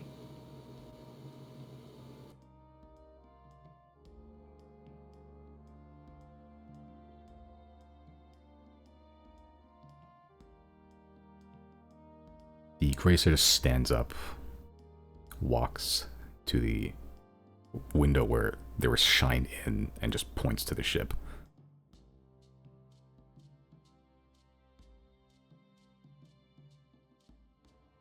That is the Quiet Curse.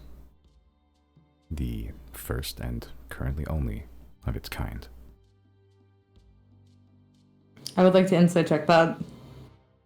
Make an insight check. Grays are hard to read. Period. They're not sure whether it's because just the mask, but there's like this weird air of just unfeeling.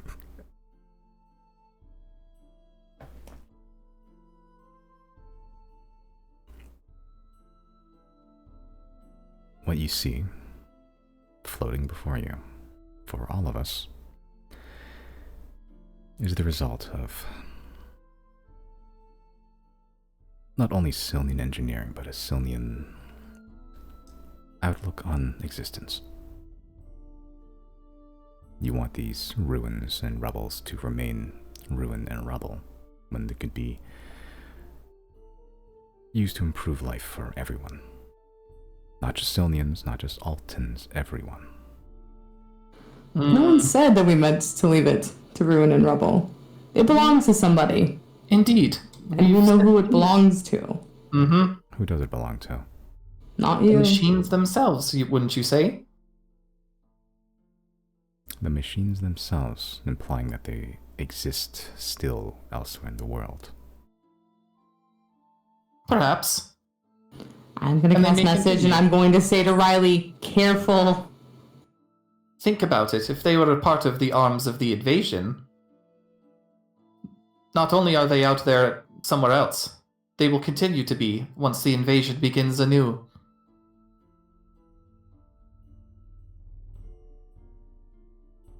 But if the invasion begins anew, won't they not be allied with the moon?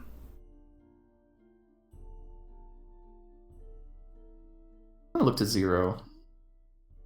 Just kind of like tip my head a little bit. And then I'll turn back to the Grey.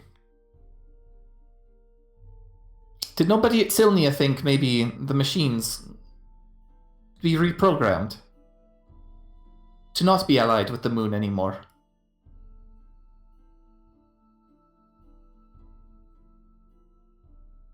Oh, we figured that out. What was the name of that worm thing again? The what? The big giant worm. Muckle King? No. Yeah. Makul Yeah. King. Macaulay Culkin. The one that ate your god. That Bowen snicker was all I needed. That was everything. Yeah, Macaulay Culkin ate your god. I'll tell the Grey. There's one person that would like to meet you. That's the McCurl King. Oh, this Is a he just first. bringing this up? What is he doing this for? What is Chris's angle? Are you just trying to kill this person? Obtuse.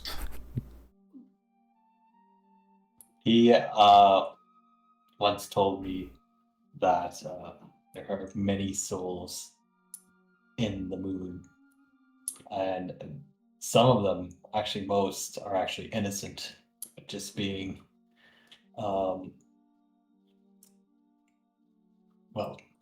kind of controlled. So, would it be in Sylvia's interest to free those innocent souls?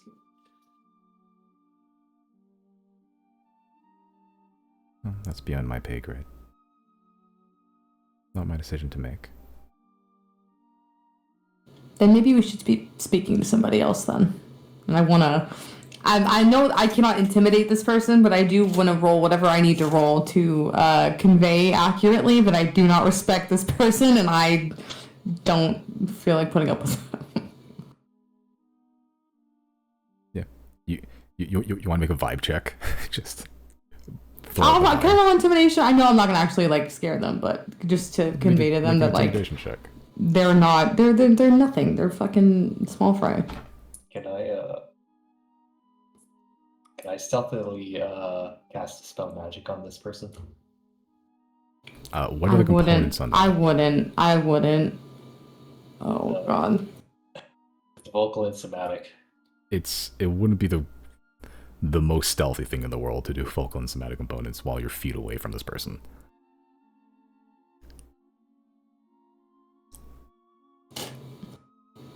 Because this person is either, if they are physically in the ship, they have means of oh shit button to get out of here. I also am under the impression that they may just be an illusion right now, and they may not actually physically be here. I would save your spell slot.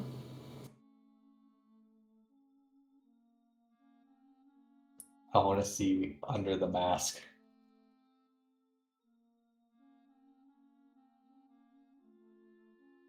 It's up to you. Do you want to just dispel magic? It won't be very stealthy. But you would cast a spell magic.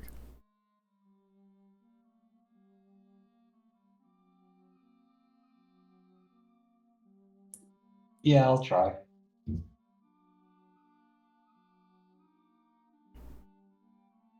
Yeah, you cast a spell magic on this person. The figure just turns towards you as you cast a spell magic, and it does hit something. The clothes, probably, as something's been dispelled. Temporarily, because I don't think magical items can be, like, permanently disenchanted. But you definitely dispelled something. Okay. What? Do Unprompted, they- Chris. Do they seem aggressive at any point? The figure just turns towards you. Oh no. It seems I can't render myself as a gray blob anymore. Whatever will I do?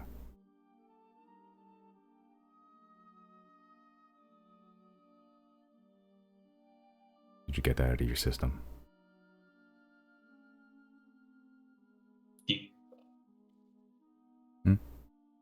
Are you afraid to show your face? No. I just don't see what purpose that would have. I don't get it either, to be honest.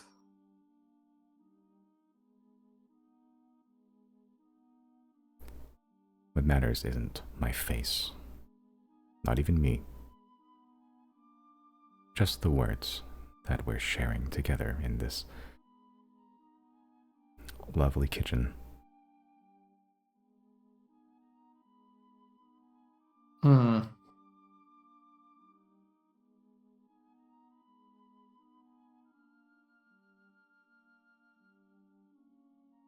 The ship. Did you find it fully assembled, or did you make it? It was created. You're not answering the question. Did you create it, or did they create it? Yes. It is what Cillians do. The engineering mindset is to find secrets from other places and how to adapt them to our uses.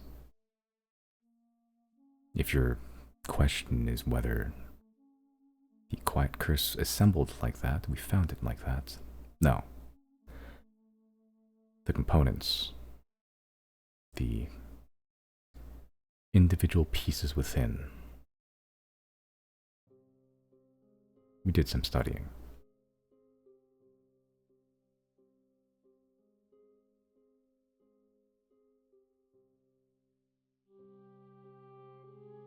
Hmm.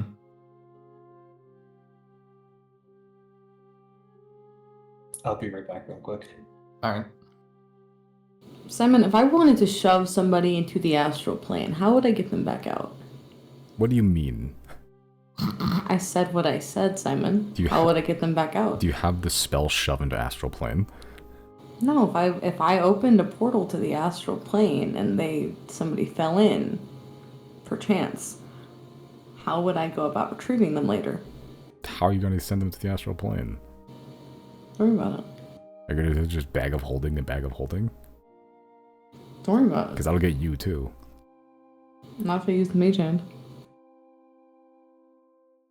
You assume she's just gonna sit there while you just hover a bag of holding over another bag of holding. You assume I would do it in front of her face. Hmm? You assume that I would do it in front of her face. Bags I of wouldn't do it in holding front of her aren't face. small. They're like duffel bags. Yeah, well, she's sitting on a chair. Something can go under the chair. She can't be watching all of us at once. That would get everyone in the room. No. It's like everyone within 10 feet, which is everyone here. Not if we all backed up. That's not suspicious at all.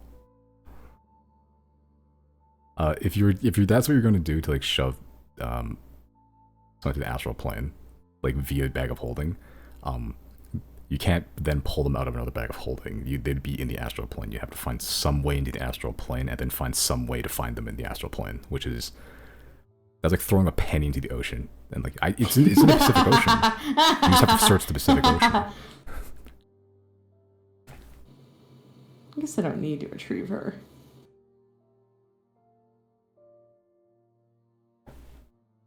Though I will say, I don't know if it undercuts the message a little bit that Silnia's mission statement seems to be improving everyone's lives when the first thing that we see from this expedition, this technological revolution, is a stealth unit. That screams, we're gonna bomb our enemies a bit. What made you think that ship was a stealth unit?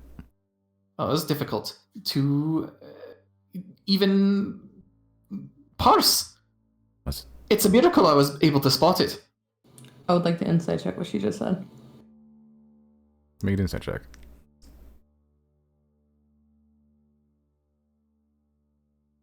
Hard to read. I'll use my inspiration. Okay.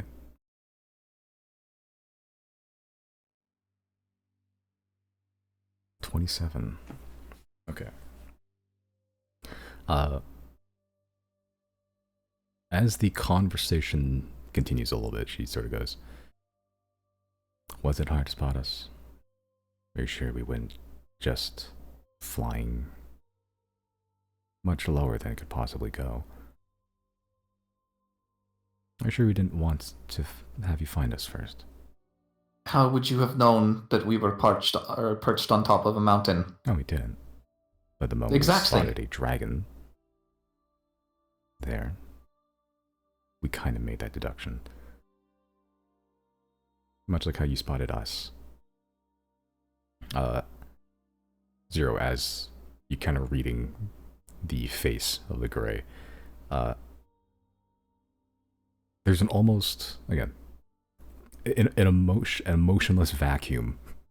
The gray is, but the moment they start talking about the ship not being able to spot it, you gather that was on purpose, which may lead you to the conclusion that there are other features of the ship that were not shown yet. One of which may be more hidden than it is now. Okay, I'm back. Hey, so from that dialogue, right? Aren't you just reinforcing my point?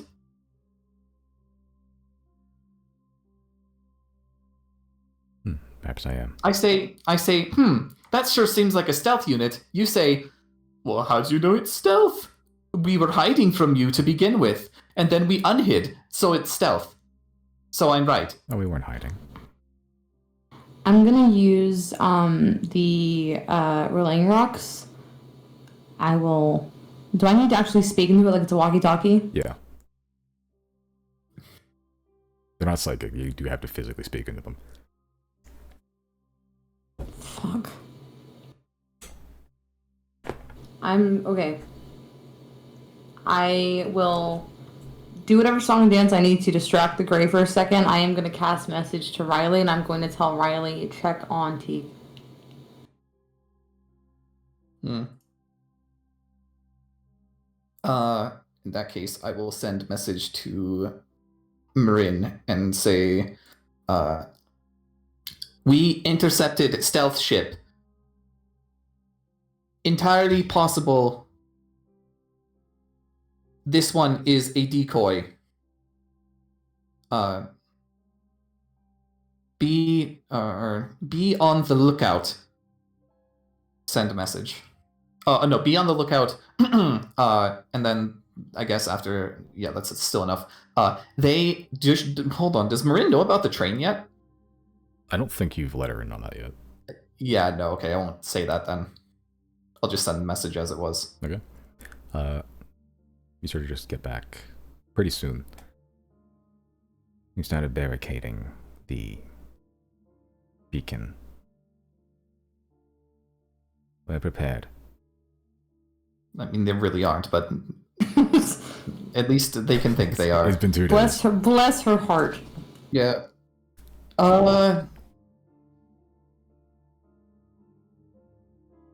Yeah, so confidence in mission statement, a little bit shaken by this, but, well, I mean, it would be hypocrisy to completely call you out on it.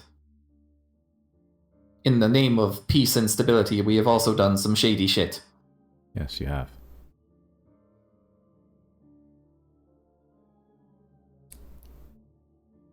Say, aren't you also trying to work towards this idea of peace and stability, yet you also have your own share of hidden agendas, secrets. Whatever that thing is. Yes, precisely, and this is looking at the ship. Exactly why. If the information we have falls into the wrong hands, the world ends. So, you know, trying to stop that from happening. Or the world prospers. Yeah. But when the coin flip, the other side of the coin flip is the world ends, not a gamble you want to take. I'm gonna lean in and say, that's called common sense. It would do you lot well to learn it.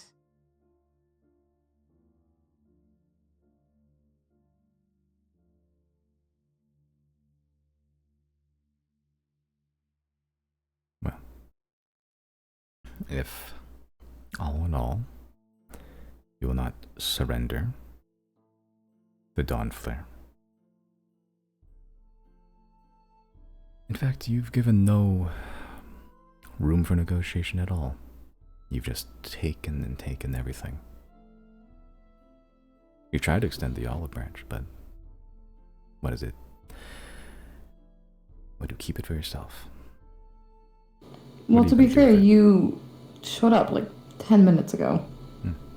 Do you think it wise to make a split decision without discussing any of this? Is that what the president would do? We're discussing right now. Besides, you must have known this moment was coming.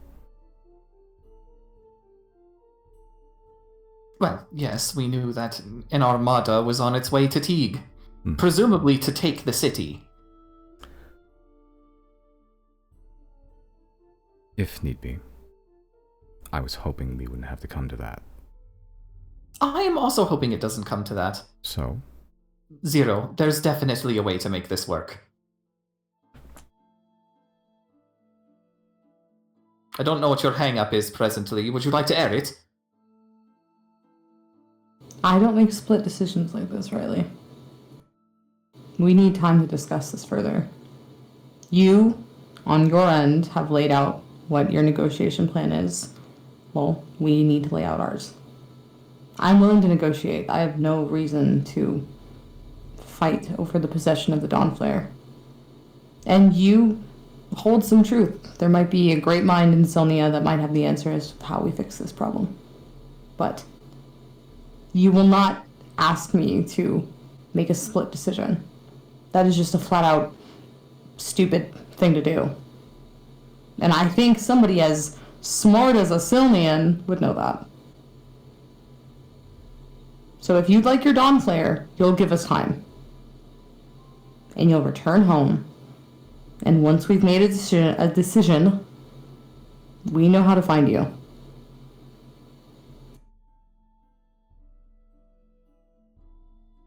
I'll give the Dawn player if Jernhat does a backflip and yells like a cat.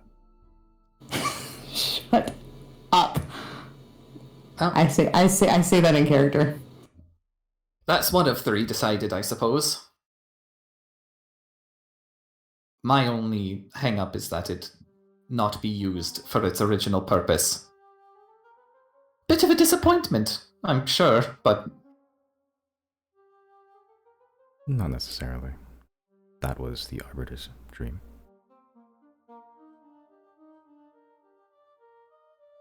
There are other applications of the Dawnflare.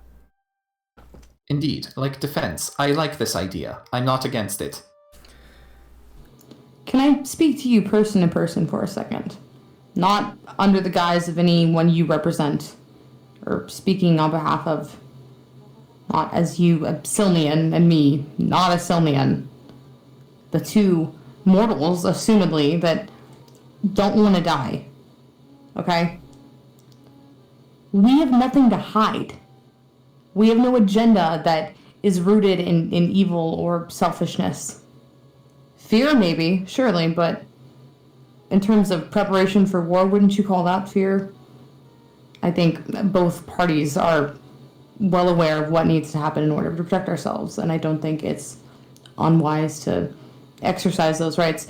That being said, if you can ask the president to find us a way to have a conversation with him with 100% transparency, like zone of truth, whatever we need to do. The Zodiacs have nothing to hide. We have no other further agenda that's meant to better only us or put us above anyone. We have no purpose in ending this on the top of the pyramid. We don't care. We're trying to save people. That's it. And I just have no more interest in negotiating with you as a face of an organization rather than a person. So I'd like to speak to a person, please. And I would like time to consider the negotiation, because I don't think it's unreasonable, and I have no reason to fight you over the Dawnflare. I don't care.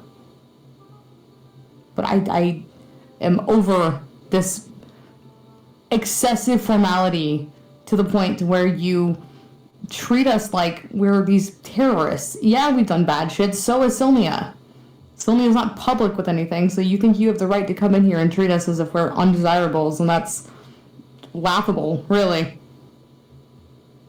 But to just have an audience with John, what's his name? Jernhat? It's Jernhat, yeah. Jernhat, yeah.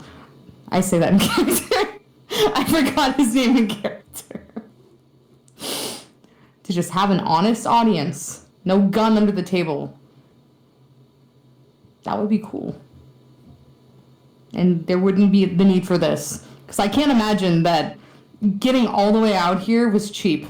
The resources that had to be expended to do this, while I don't think Sylnia is lacking in them, it's excessive. This is dumb. You could have called us up and we could have met up. And we have no intention to hurt anybody.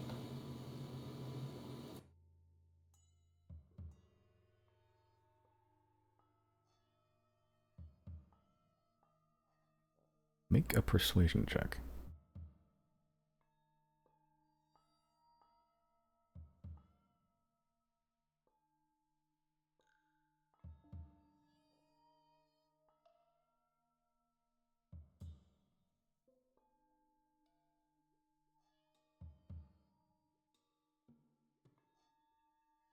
You see the gray. One, the gray's not even in the blob form that you've pretty much all of you've seen at some point. This is all the first, except for Zero. This is the first time you've seen like the full outfit. You, as you guys are seeing this, she's sort of just leaning back against the chair, just politely. There's a brief pause before she takes off the hood and just pulls down the mask, just revealing a half-elf woman with like short brown hair, like no discerning marks otherwise, just standard-looking woman. Is she hot? She's pretty. Hell yeah. Otherwise, she's not like fucking a model, but she's like, yeah, you see her on the street, like, nice. Nice. Would Claudine be jealous? Look, we ain't gotta go there. Claudine's a fucking puddle in the corner right now. Don't talk to me. My girlfriend's a puddle. You want to know the exact location where she is? Here, this exact. Yeah, I had a feeling it was exactly there. She's like standing on the counter like a fucking gargoyle. No, she's part of the tiny little shadow that's cast in that corner. But she pulled down the mask and just the hood. Well, here you go, that person. Look.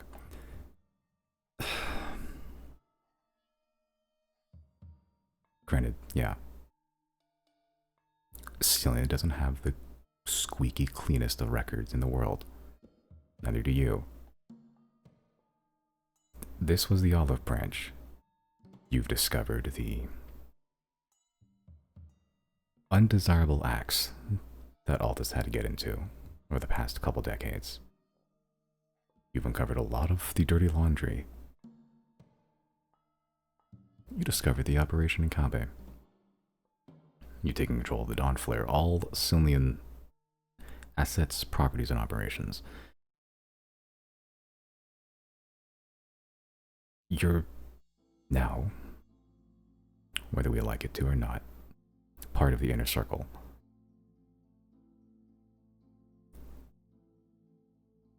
This was the extension.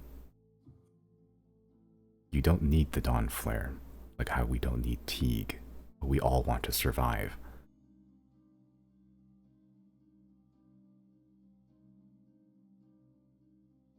There are pieces of the puzzle, believe it or not, that Sylnia does not have yet.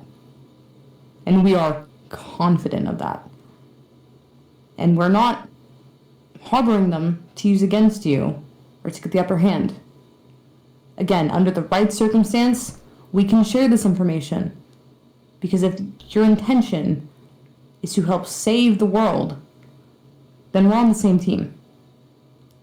I just need a black and white guarantee in the right setting that we can have a conversation with the man in charge that we can relay this information in private, however we need to do it, but with 100% guarantee of honesty.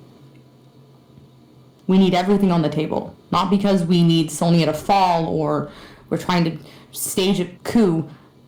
We just need to know what other pieces are on the table so nothing rolls off the table. So there's no foresights.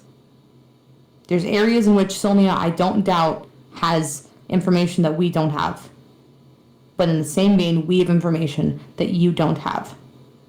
If we could combine this information and raise the chances of survival and that nothing goes missed, that has our best interest, both of us, at heart. I have no care for if Sylnia does or does not prosper following our survival of this upcoming battle. I don't wish for the fall of Sylnia. I just want a fair fight and for everyone to be on the same page. Because what we're up against right now is starting to eat away at reality as we know it in a way that I don't think Sylnia has seen yet. And I would be happy to share this information in the right setting where I can be guaranteed that there's no more secrets, no more hiding.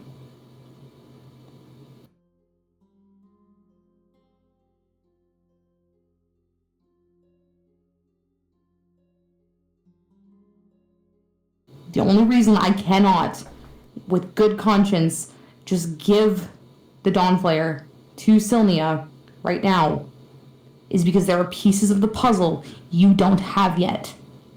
And we'd be happy to give them to you in the correct setting, where we're guaranteed that we are not a pawn in his game. An even playing field. I'm sure you understand.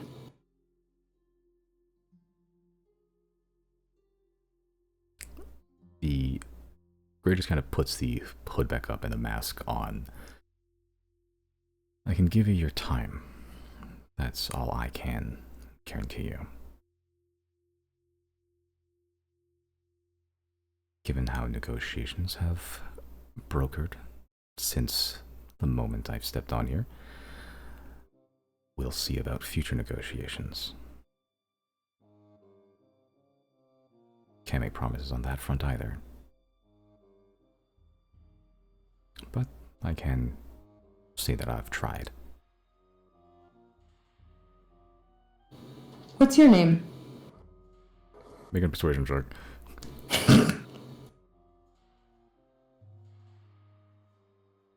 Where is that, though? I would like to use, the, The Destiny Vendor. Yes, I would like to use the Destiny Vendor. To ask For the this of Gray's all name. things. Well, I'm trying to get to her sense of humanity here. Yeah, you can re-roll if you'd like to. And I want to use, wait, I used my inspiration, didn't I? yeah, you did already. I yeah. did, damn bit. Okay, yeah, I did. I got rid of it off my sheet. Okay. Then I'll take it. It's fine.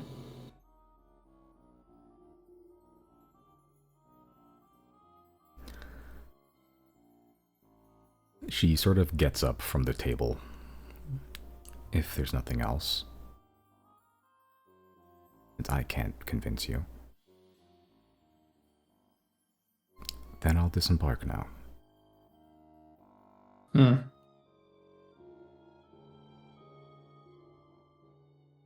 I'll say this much. A massive armada of ships is not the answer. Like we've laid out,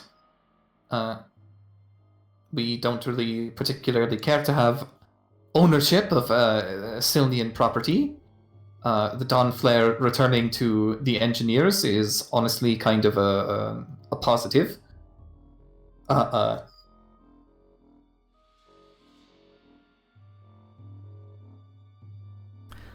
Just needs to be utilized correctly. The Armada is filled with guns, yes. It's also filled with engineers, depending on how this negotiation went. A two-sided coin. She sort of stands up thankfully. and like stood in front of you, Zero, waiting for you to move away from the door.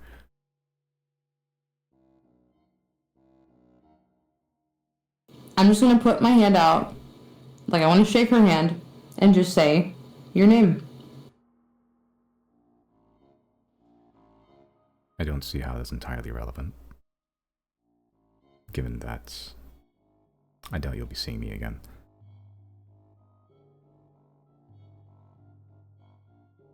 I want to detect thoughts to see what that means. You cast Detect Thoughts.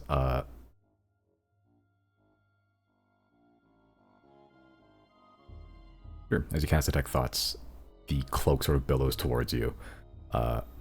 As it does. What spells? What spell is what level spell is Detect Thoughts? I believe Detect Thoughts is a level 2 spell? Okay. Yeah. Oh, wait, hold on. Does Dispel Magic still not take?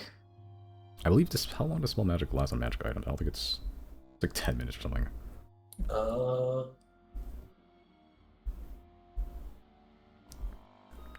yeah, no, I forgot that there are no rules for dispel magic on magical items. It just says it ends, but sometimes it doesn't. I guess, yeah, there's not really a time on the spell, Yeah. at least that I can see. Any spell of 3rd level or lower on the target ends, but if the magic effect is not a leveled spell, there's no rules for it.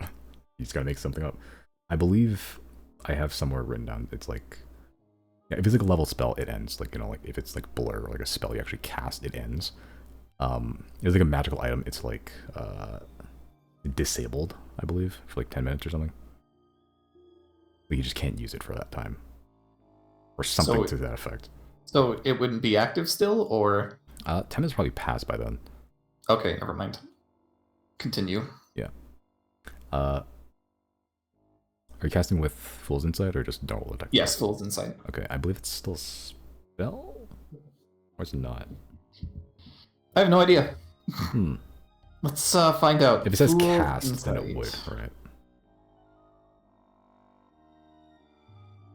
You can detect thoughts up to a number of times equal to your charisma modifier. That's all it says. It doesn't say it's a Cast. spell or anything. Huh. Oh, where the fuck's Fool's Insight? Yeah, it doesn't refer to detect thoughts as a proper noun either. It just says you can detect thoughts. Oh, wow, that's weird. Okay, so this Yeah. I guess that's not a spell. I guess not. That's just a thing that happened. Where is the Fool's Insight? It's right here. You can detect that. Yeah, no wonder why this is UA. It's just, it's not an arcana. Yeah, never mind. The cloak does not billow. You just detect thoughts. Surface thoughts appear to be a combination of what to do next and what just happened. Just like parsing through the information, more or less. I think I'd like to go deeper then. Okay. Just make a wisdom saving throw? I think so. Is it equal to my spell save DC? I believe so. So that's 19 wisdom. Oh god, okay. Let me just read again. Oh yeah, hundreds of sessions. What the fuck does this level 2 spell do? That's Featherfall. Where the fuck is Detect Thoughts?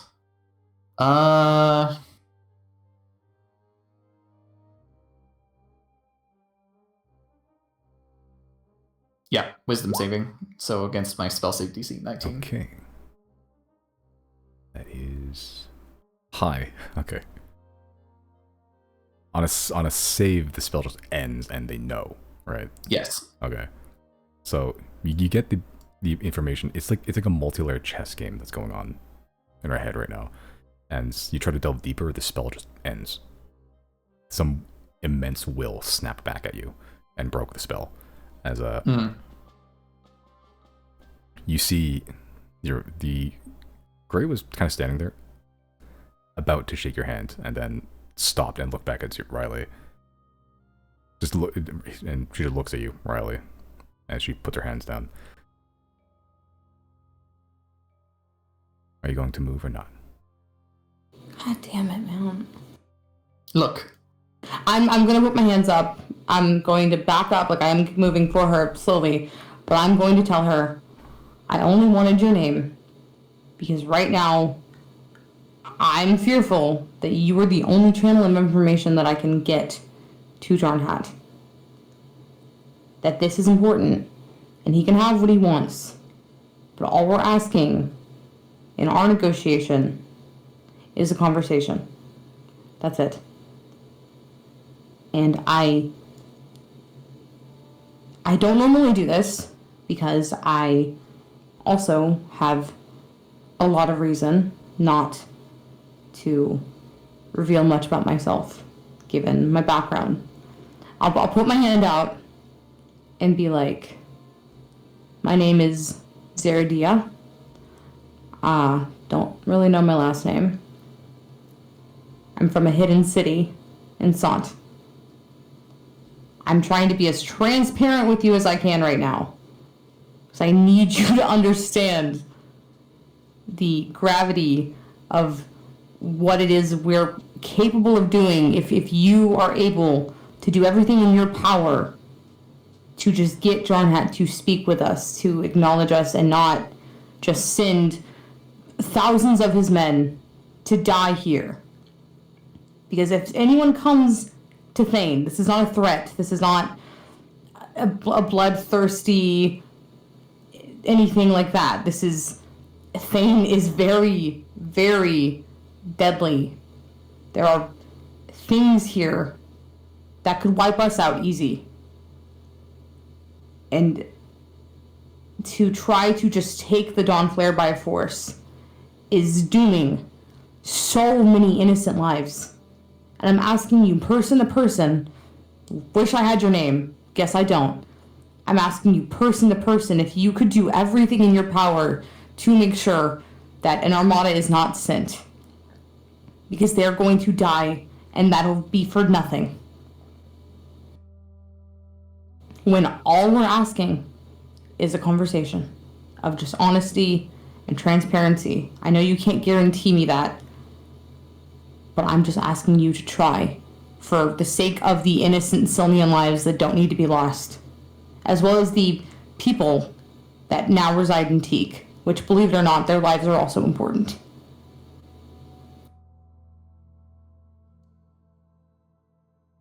And Riley will clear his throat. Yes, that show right there. Noticed that I was probing a bit. The words, "You probably won't ever see me again." I got concerned for your well-being.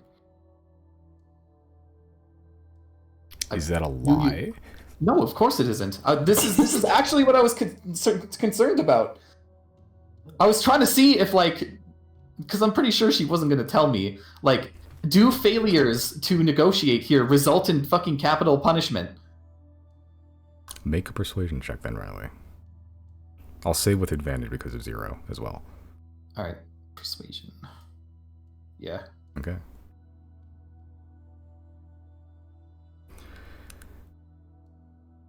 She sort of just sighs heavily. The other sign that she's in fact still alive in there.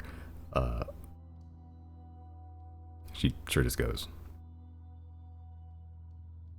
"In the grand scheme of things, my life is relatively unimportant. I am here as just a messenger. A partial negotiator. That's all. So when you leave here, what do you become? Whatever Jarnhead tells me to. And if he tells you to die for failing to negotiate with us? He won't. Good. That would be a extraneous waste of resources. I don't like the way it's worded, but at least there's that. That's what I was worried about. Well, your concern is noted. She looks back at you, Zero, goes, "I can guarantee your time. Whether Jarnhat wishes to speak is up to him. Given the gravity of your situation, I don't see why he wouldn't. But that's not my choice." What does she mean by time? Your time to negotiate, to discuss amongst yourselves is what you wanted. Okay, as in they're not about to, like, roll in with backups, like, right now. Probably. She does go. Based on what she's saying. She does go. The Armada's already on the way. I can't stop it. You could. The door. She's saying that, like, for me to move. Yeah. I will stare at her for a period of time, not like intimidation. I'm just like, I'm genuinely pleading with her, because I'm just like, I already said my piece. People are gonna fucking die, and I'm just going to stare at her like vulnerable, and then I'll step out of the way. Okay, you step out of the way. As you start passing, she looks towards you, Chris. Who knows? Maybe Jarnhat will do that backflip for you. as she sort of passes by. Can I insight check that? Make an insight check. Hey, double digits. Grays are kind of hard to read. Double. They're emotionless at best. As she sort of goes past the door back into the foyer and heads to the still open door, she sort of pulls out kind of like an object from underneath the cloaks, this almost like badge looking thing made of like a silver black metal, like silver inlaid and like kind of the same like black lattice like metal that pretty much every receiver is made out of. Kind of just holds it up and shows it to the ship as the yellow laser begins to shoot into the beam or into the room again and sort of hitting her again, actually beginning to kind of disappear into the yellow energy.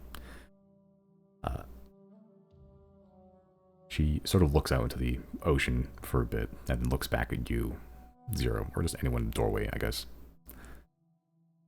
Again, sighs heavily. Harriet. I'm in, boys. I'm so in. Godspeed, Harriet, though it seems you already have that capability. Maybe soon.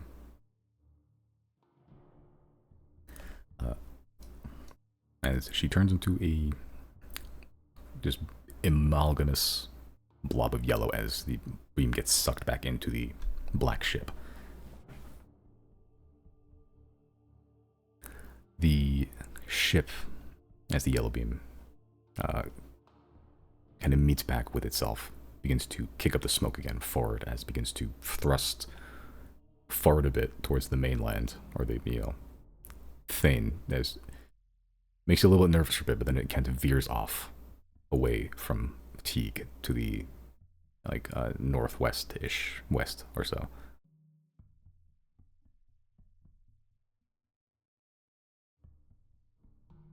Wait, so it's heading towards Teague?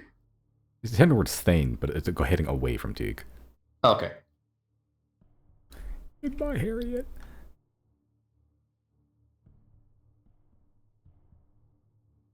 I want you to know, if I didn't have a girlfriend, I would try to romance Harriet. For no reason other than just difficulty level. It's too tempting. Level 20 relationship. I mean, how do you stop yourself IRL? Because there's consequences? What do you mean? I don't know. Do you ever just see a pretty girl and be like, I wish I had a girlfriend? Because that happens to me all the time. Every day of my life, brother.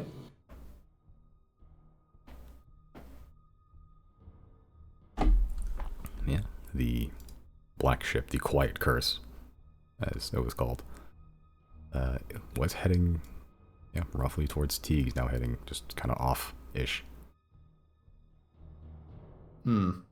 That's in the direction of the Howling Bows. Well, she's going to there for reconnaissance. She can figure that shit out herself, I guess.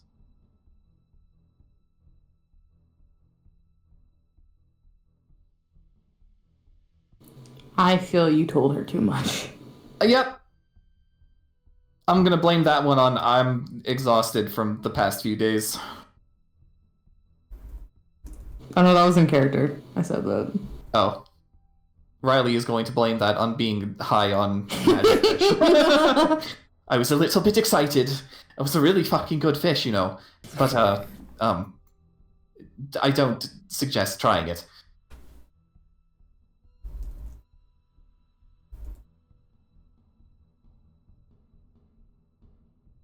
Illuminati confirmed. What was that, a triangle?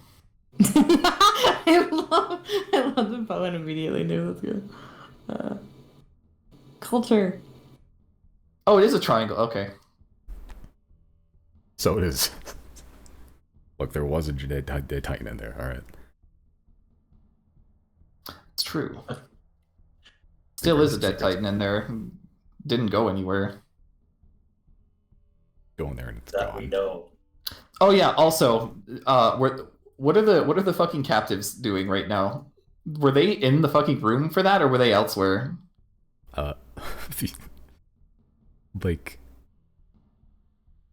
honestly, the Grey probably didn't really give a shit about them too much. But like, you all probably saw them the moment the door swung open. They all scattered like roaches. Like they're listening from the other side of the door, probably, or trying to at least. Even the burn brand. Especially the burn brand. Yeah, of course. Like, Who's that's his frozen there? operation. He's fucking confused. You don't know how much they've Guard? heard, if anything. No, they're probably all there. They're all fucking. They're dealing with stuff way above their pay grade now. Yeah. The pros are already getting paid, so that's saying a lot. I guess Riley will turn to the burn brand and the guard and be like, well, how much of that did you hear? I guess we're gonna have to rip that band-aid off at some point. Hear what? Come now, don't be coy. He wanna sort of goes, like, points to his right ear. No, seriously, I can't. Deaf in the right ear. You still got your left.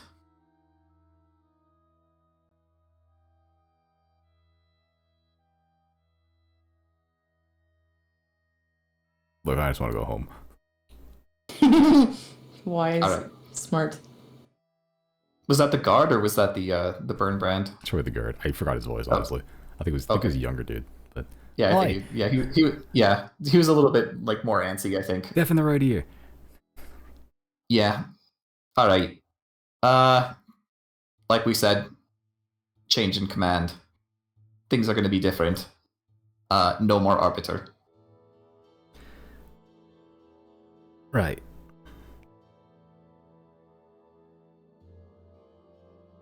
So, wait, what happened to the guard captain then? Is she the new?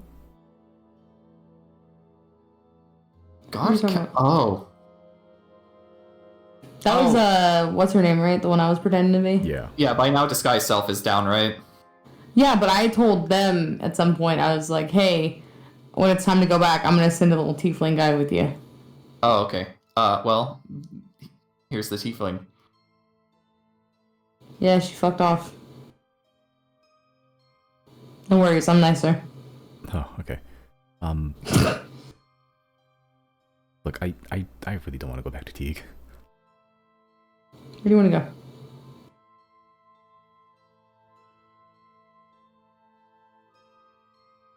Where's a beach?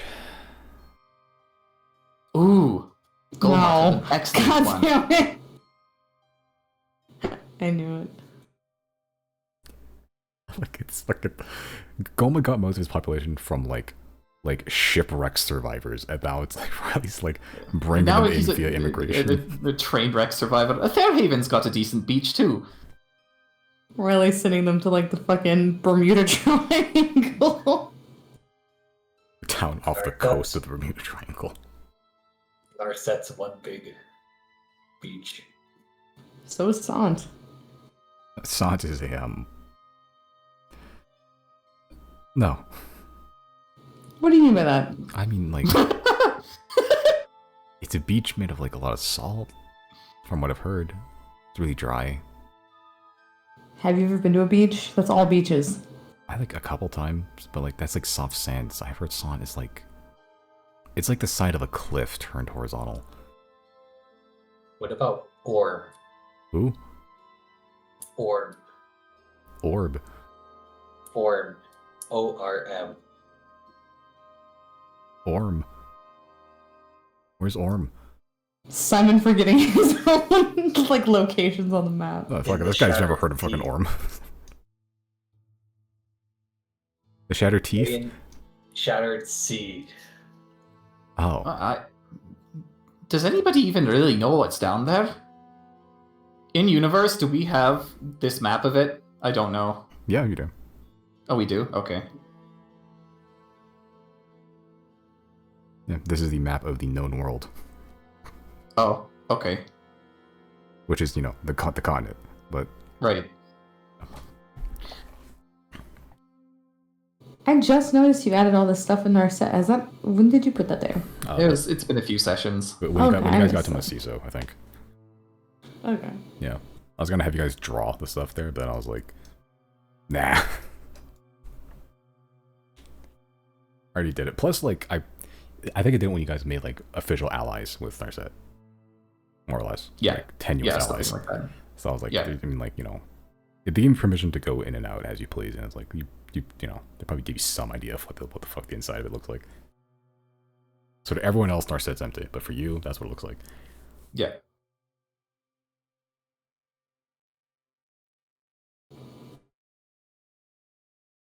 What beach did you want to go to, man? A warm one. The opposite of here.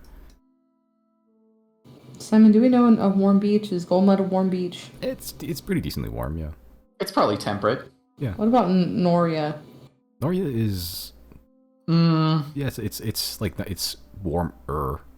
Not warmer than Golmud, but like it's, you know, it's more temperate, I guess. A little more dry. Closer to a Sant, but it's, you know, not Sant. It's also full of religious wackas, so that's funny. yeah, Noria is kind of a weird spot. The Keelhaul Islands. That sounds like a great place to vacation.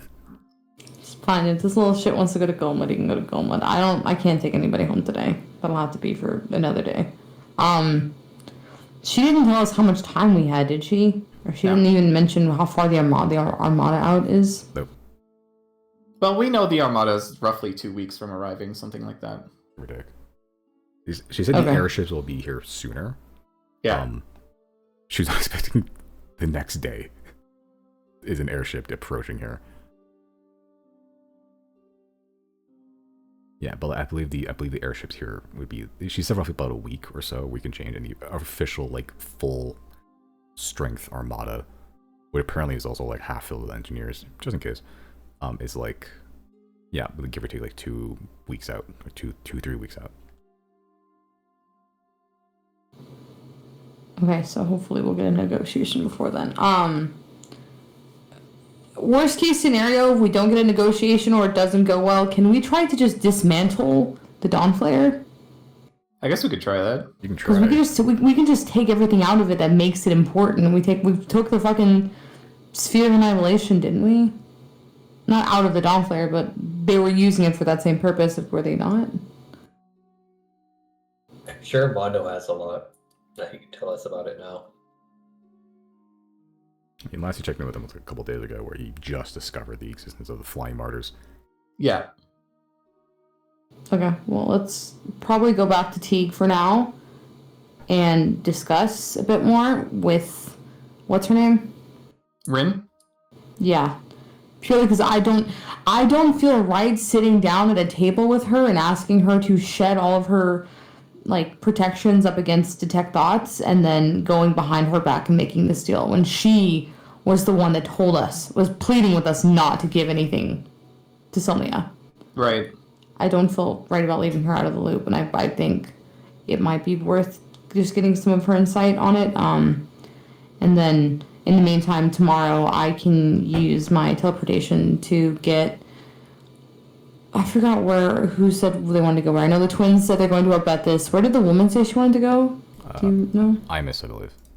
Okay. Yeah, I can drop both of them off, and then I can either drop off the third guy in Golmud and give it a night until I have my teleportation back to come home, or he'll have to wait for the second day.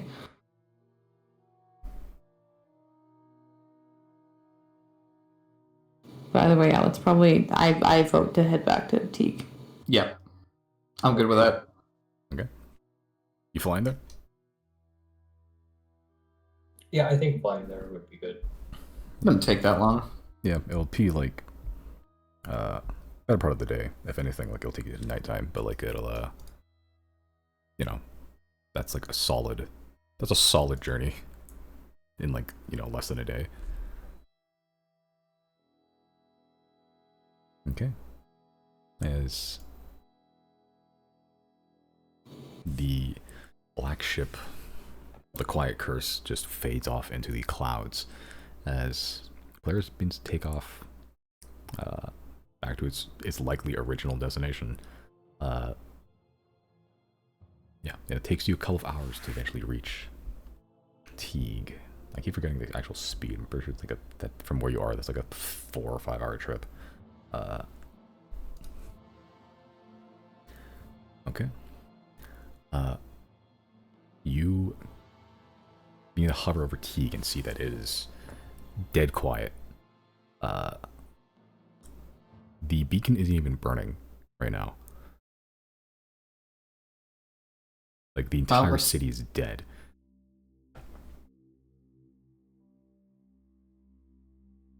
Let's check out what's going on in the throne room then. Okay. As you land in the middle of the Garden of Statues, you all disembark. You're all heading up to the Beacon of Repentance? Yeah. Okay. Unless there's something of note in between. All of you make dexterity saving throws. Okay. Are you joking or? No. Fuck you. Dexterity Damn it. checks. Dexterity saving wait. throws. Sorry, yeah, I'll try that again. Saving throw. I got the same roll anyway. Slightly better. Okay. Yeah, the only one that succeeds is 0. As you're all walking up there, you pass by some of the houses on the way there.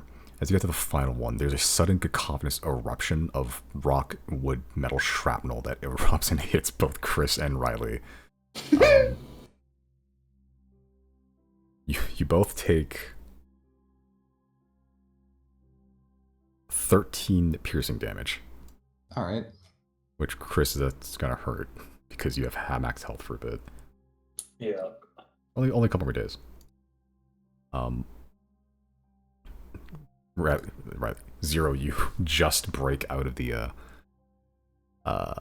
like you see it and then you just duck under like a mound of like rubble, possibly an old body that's been frozen here, and avoid most of the shrapnel. As coming out of the building is a bunch of like skinny armed guards with spears like screaming at you.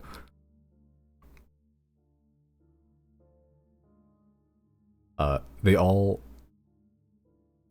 like, they're all about to screw you, but then they all recognize you. These are all guards of Teague. Oh, yeah, okay. As they all look very confused, and eventually Helmarin starts like, pushing all of them past. She like still looks tired, but now she's armed with like a sword. Slightly more armored, but not much. She just goes, "What happened?" We intercepted a messenger. The Greys. Yeah. We They need don't to speak to you. Yeah, from what we understand, yeah, this is probably You negotiated with Sonia? well, attempted to. She looks not happy. Chris and Riley, you are bleeding as she sort of like pulls out a handkerchief, just throws it on one of you, and just begins walking up the Beacon Repentance. Speak. As she begins just walking up, just waiting for you to follow. Can I drink 1 healing potion? You may. Yeah, How's it feel having the health of a level 7 character now? Is it a D4? 2d4 plus 4. 2d4 plus 2. Oh, what is it? Don't bother me. 2d4 plus 2. Yeah, potion of healing. 10. Most of the damage. We were kind of hoping this wouldn't come up. Probably should have made the connection earlier, but the Arbiter had a secret project going on. Let's take this downstairs, maybe. I thought we were already escorted to the spot. She's walking up to the Beacon Repentance along the path. Yeah, are you saying to that?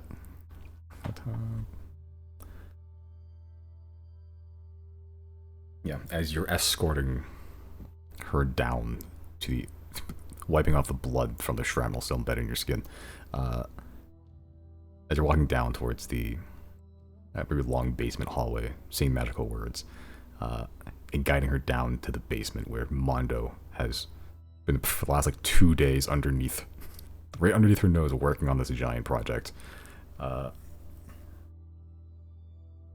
She sort of stands in front of it with Mondo looking very confused at who he just brought into his now workspace.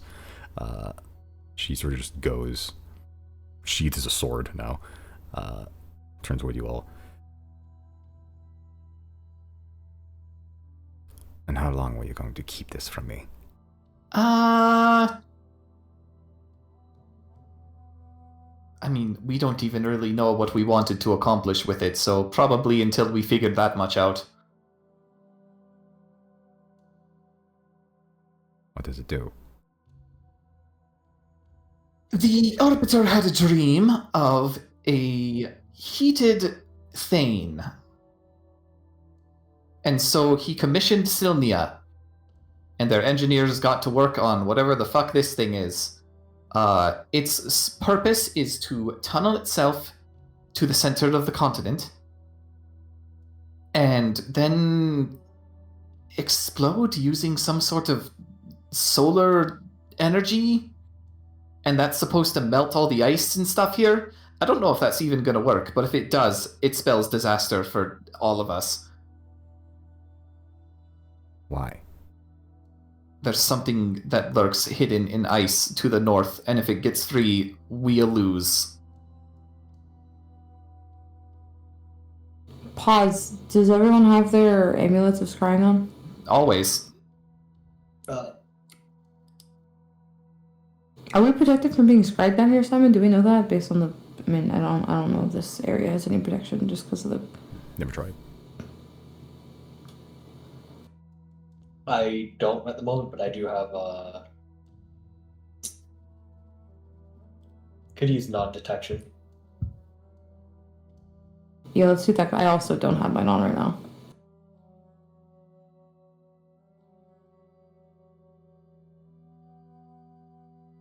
Okay. Because you're casting non-detection. Can you do that with multiple people or just yourself? I can do it on an object. Maybe I could do it. I thought you could do it like on an area.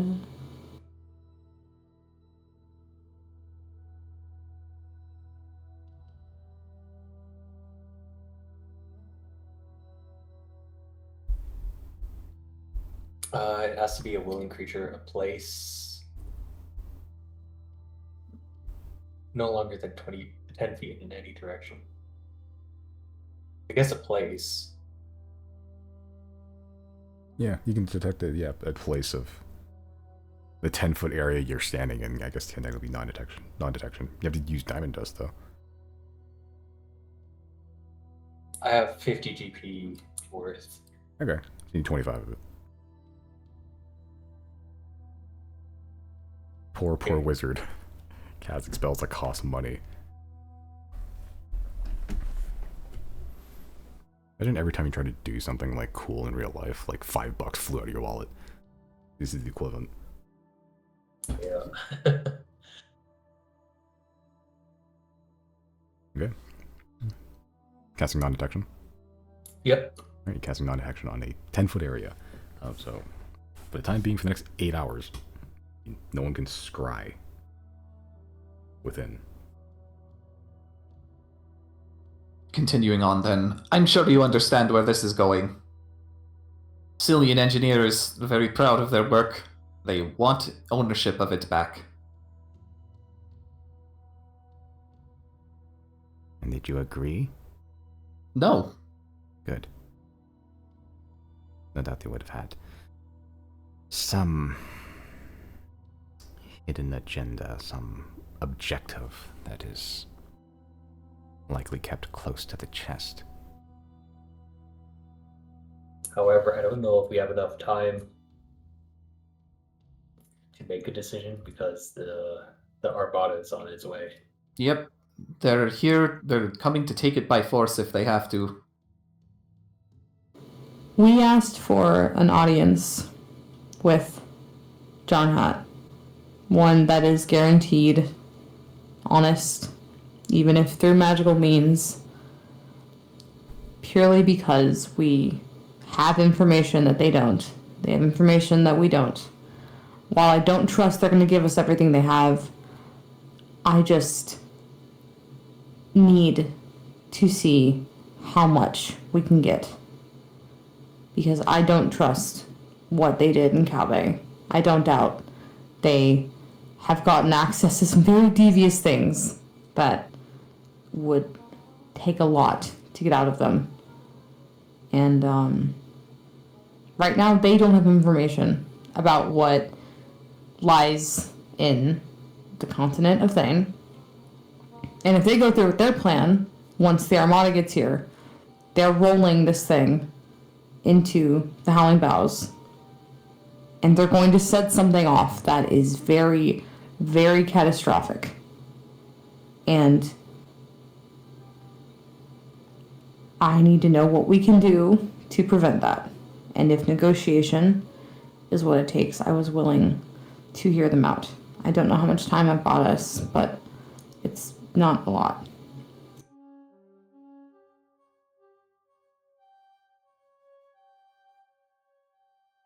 In the Howling Boughs, there is a discovery that was made by a team of people that we work with, the commission, that it's something that can infect magic. And I've never seen anything like that. I don't think any of us have. If they go through with their plan to roll this thing across the continent and melt it, they're going to set loose this corruption like no one's ever seen before. And while I don't like the idea of totally giving our hand, I don't want them to come to their own conclusions that we're hiding something valuable or something that serves our own agenda, when in reality we are protecting something that is very, very harmful to our existence and future if it got out. And I would like to find a way to sit down with him and communicate to him the extent of how serious this is. Because if we allow them to just roll into this blind, and they do happen to get their Armada in, and they do win a fight, they get their Dawn Flare back, that is going to be irreparable damage that I don't think any of us can afford right now. So I was willing to have a sit-down conversation with John Hatt. I don't trust him, and I know his cards are going to stay close, and I know that he would probably jump through insane hoops to just lie by omission and not give us everything he has. But I need to know how much he is willing to give up. And I do need him to know how serious this is. Maybe, I was just gonna say, maybe he could jump through those hoops by doing a backflip.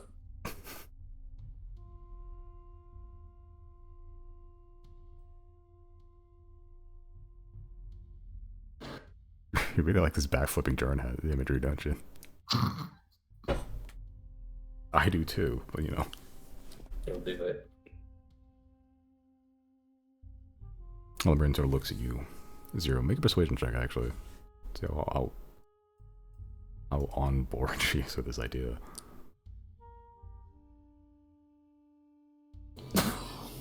Not very. God. She looks at you with, like, she's been kind of cold calculating the entire time. She looks not furious, but deeply, deeply annoyed, very annoyed. She just goes, "And you are bigger fools than I thought. There is nothing Estonia can offer you except lies and betrayal. They will take whatever information you have and twist it to their advantage, even when they reveal their cards.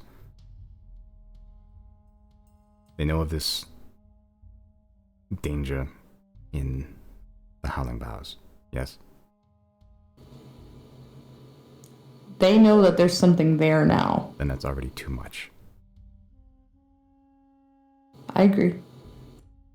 I believe the Gray was already on their way, heading that direction. Fine. Let them figure it out. What do you mean? Well, the Grey. Let them figure out what? What lies in the Howling Boughs? No. Raxony. If the Gray shows up and you know, they somehow manage to find what we're talking about, and they very well will, because you kind of just laid out exactly where it was. You told them at the tree. And they find it. I don't doubt they're going to try to kill the rest of the commission. And I don't... Again, this isn't just an issue of, well, it's their problem now. No, it'll be all of our problem. We need to stop them if they are headed that way. Shouldn't that have been the first thing that we did then? No, I think just making sure we're covered on all fronts is good. I needed her to be informed. But... I mean, I'm out of teleportation, so... Well, we have their circle.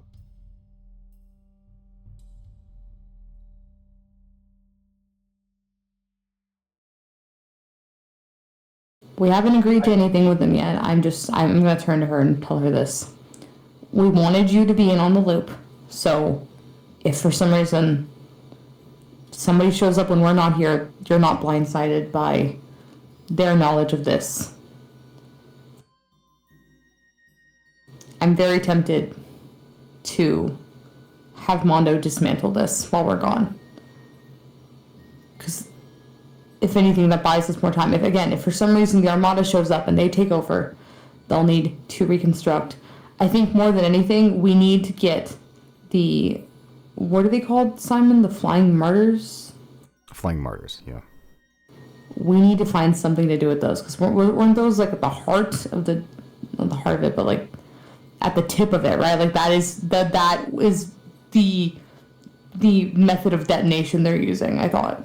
It's attached to the front carriage, like the actual like engine itself.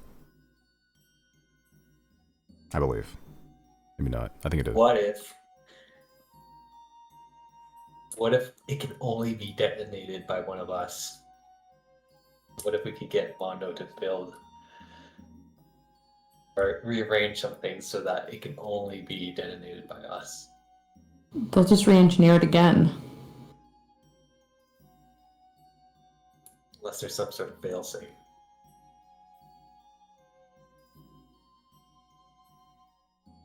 Could we And how put do you this in your expect- pocket dimension? Now, how do you expect to fail safe against Silnian engineers? It's a miracle that Mondo could even figure out half this shit to begin with.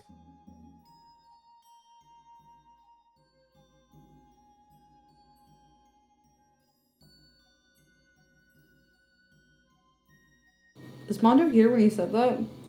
He's Yeah. been standing here awkwardly.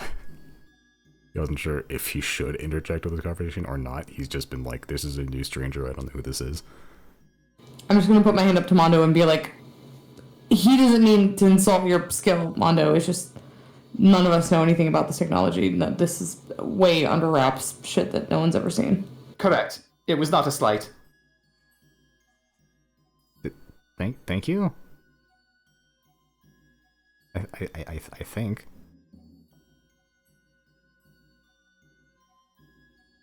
Halbrandsor just goes,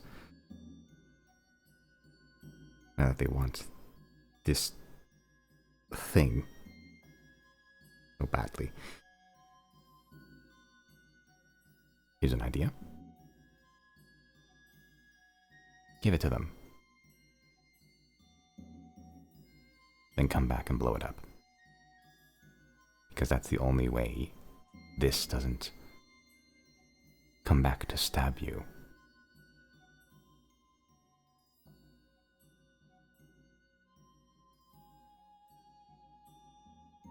What do you mean blow it up? Blow up Teague? The train. So tell them that we're going to give it to them. and then blow it up? Yes. The engineers are the most annoying and deadly asset they have. No doubt they'll be sending a considerable number to try to Apparently, get that's this what thing. most of the Armada actually is. What if?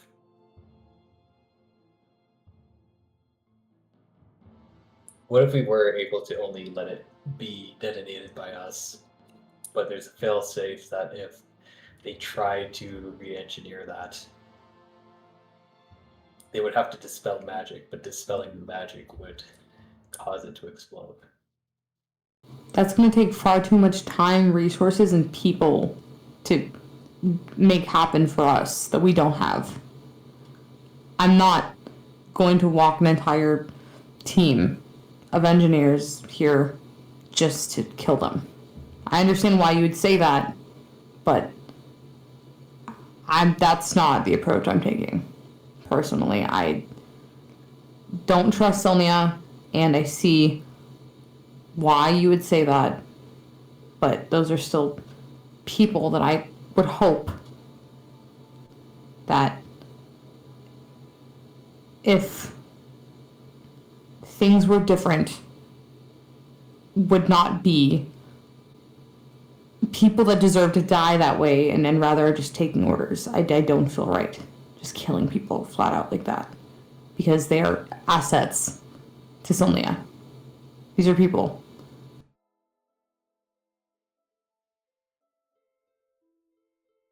Is that how you see it? I was thinking more of a deterrent from wanting this.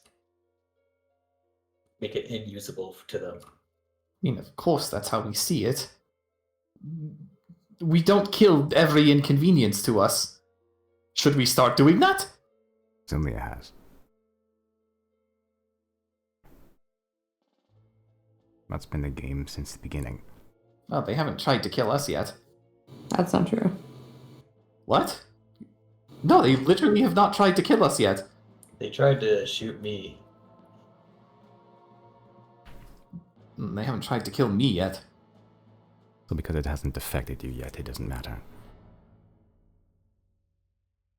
We're going to be talking in circles about this. We don't know if that demon in the classroom was an attempt to try and kill us. Well, why would they want to do that? They didn't fucking know who we were back then. The Xodiacs didn't have any renown to them. What if we found a way to expose the people of Sylnia en masse? I'm not talking about the engineers. The engineers know what they've done. They know what Sylnia is up to, I would think. But en masse, the general population, to what John Hat's doing. I know that he's in charge and he has all these resources at his disposal that would guarantee him that he'd be fine. But if he somehow lost the support of the people that are running this operation for him, like the Grey, even, she's just taking orders. And these are still people with families and things that they care about. And if for some reason they were under the suspicion that his agenda directly conflicted with the overall future of the world, and we somehow found a way to convince them of that, I feel like it'd be easier to find allies amongst the engineers. Like, these are very valuable assets to him for sure. It's because they hold loyalty to him right now. But if they didn't, and we found a way to get even a few of them to abandon ship out of fear or questioning loyalty or whatever it may be, I don't want to have to kill these people.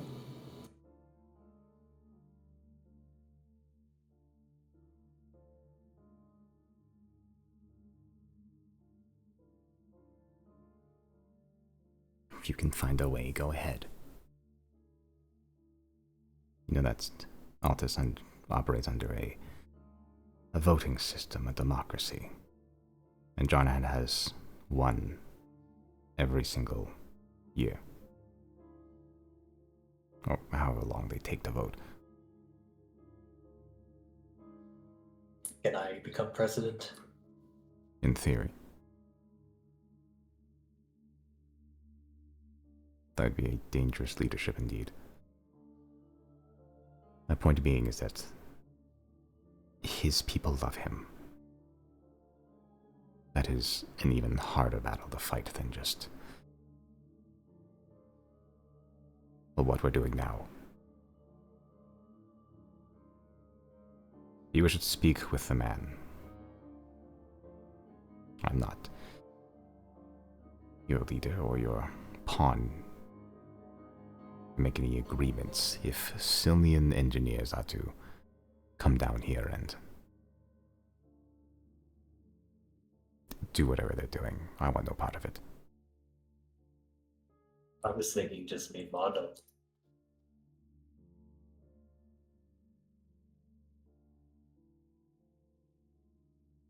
If it's just this strange man here, I have no issue with it. Strange man. Mondo's just catching strays left and right. It's so fucking rude.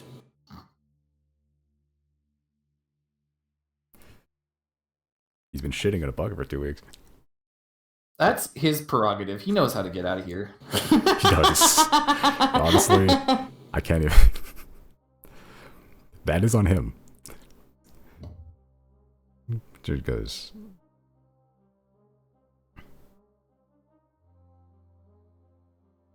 This device is.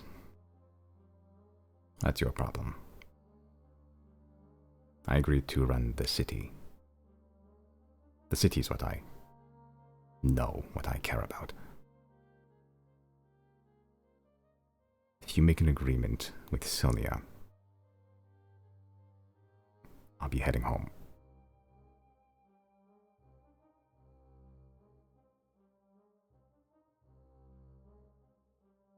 Do what you will. And she begins to ascend the steps back to the beacon and assumes that she knows how to navigate this place, which she doesn't, but she's going to try to anyway. Good for her. Go, boss.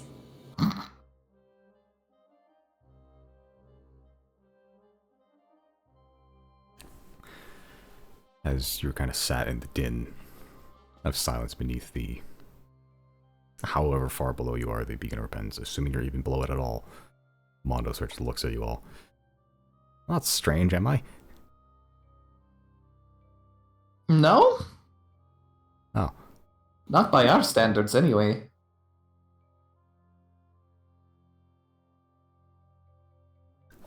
Okay.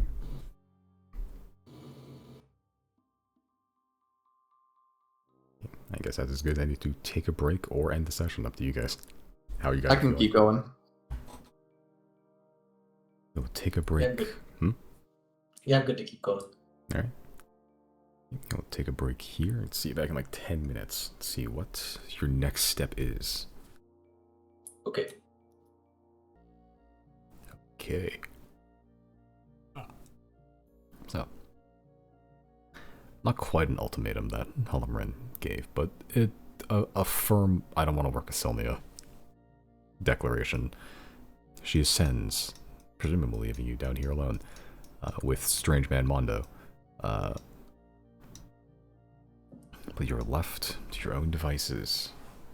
The Quiet Curse Black Ship, seemingly diverted for now. The Armada still on the way. What's next in your path? Zero has some people to teleport. I can't do that till tomorrow. I think we said we were just gonna go check on the commission. Oh, commission? Okay. I guess we could go do that. Do we still want to contact Kath? No. Who's that? The fucking god who screamed at you. Oh, I'm not feeling up to it today. Not until I'm back at full resources again. I'll do it again. I don't mind sitting to her again. It's just I'll have to be the one to do it, and I don't have any resources.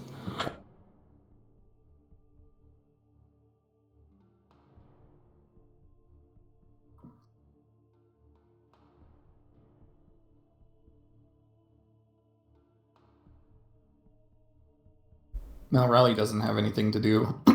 Fishing in Teague is just corpse, so nothing to be done here.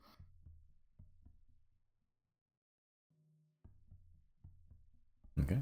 Is the teleport wizard able to take us to the commission? I should be, yeah.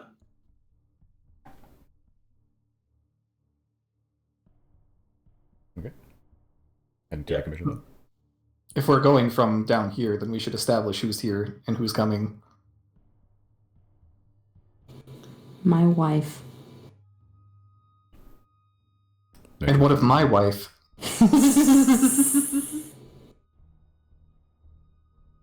Your wife. Everyone's got wives. Except Chris. Chris is currently maidless.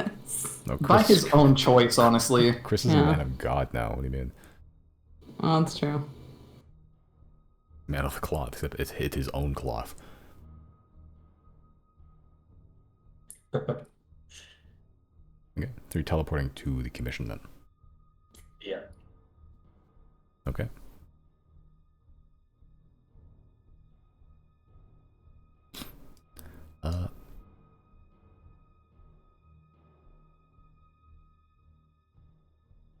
Are you just going with your...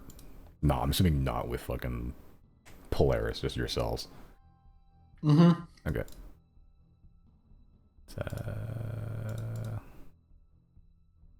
The boy.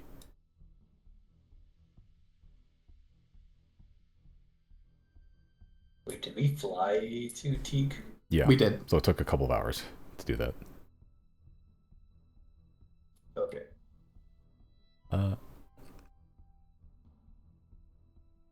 Yeah, as you teleport to the commission lair, with Claudine and Zia in tow. Yeah, find yourself in the frigid ice and cave to an immediate like wooden walkway, where you see a scraggly old human man stood at the kind of like reading stand with a bunch of books. You know, he's having trouble thumbing through some of them because of his arm. You don't see Zola anywhere, at least not currently. But as the flashes of you teleporting, you see Rax, and he sort of look up at you. He looks like he hasn't got much sleep either. But the interior is a little less well lit as it once was. Seemingly fires haven't been tended to as well these days. So it's hard to see the dragon embedded in the ice. But you can see this fake silhouette with what light still bounces around in here.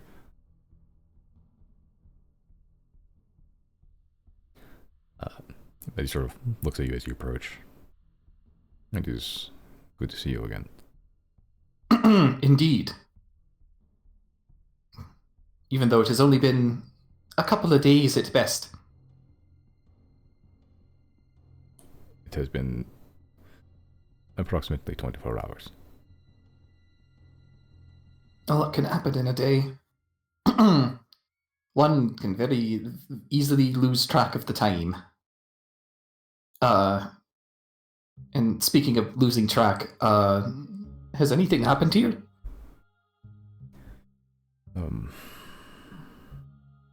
Not since last, no.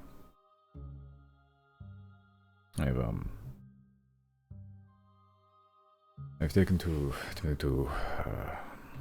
inter some of the bodies left over. That is where most of my efforts laid. Would you like some assistance?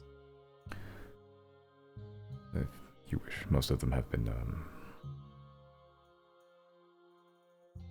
piled politely somewhere. But you may wish to assist if you care to.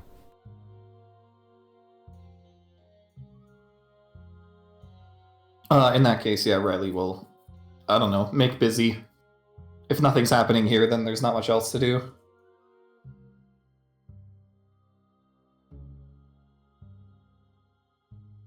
Yeah, and like you find where the bodies were. Most of them have been cleared out, and they've just been kind of, as best he could, or best they could, I suppose. Like they're just like piled instead of being, torn apart and destroyed. They're now been somewhat put back together, or at least like puzzle pieced to the right body, and just like laid out shoulder to shoulder in a very cramped, narrow space in the hallway or the cave entrance, which is like a light, like thin blanket over top the torso and head. It's not pretty, but at least it's more organized than before.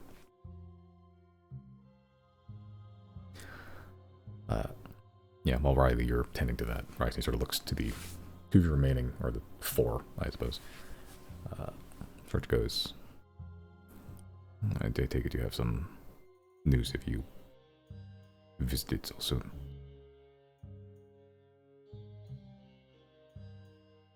We have reason to believe that a Sylnian aircraft may be surveying the area above us, looking for this site right now. Then they will find no luck. Airships they're not the most sturdy of objects to come across in a storm. The Howling Boughs has a penchant to be surrounded by a fierce wind that few flying creatures could even hope to pierce, let alone a wide airship. I wouldn't be too certain. This one was different. It was made from the salvaged technology from the invaders. It is very fast and just engineered differently than anything I've ever seen. It's very stealthy, and I'm sure in order to be stealthy, they'll have to be at much higher altitudes, but still, they have an approximate location of where to look, and I just wanted to double check that everything here is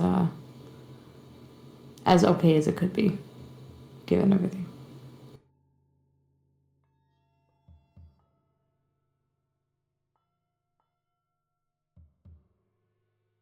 Well, no intruders have come our way since.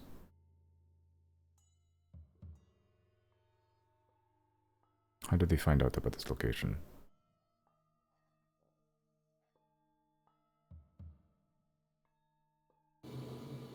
Where's Riley right now?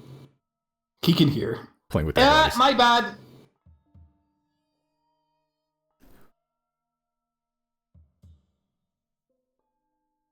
You spoke with someone.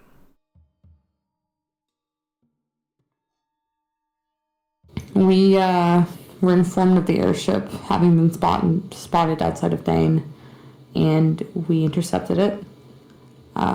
We then spoke to a Grey sent by John Hatt to negotiate for the what's it called again? The Dawn Flare? Yeah. Yeah, negotiating for access to the Dawn Flare. And it was during those conversations that we alluded to a bit more than we probably should have. And now, yeah, there's reason to believe they're probably sniffing around right now.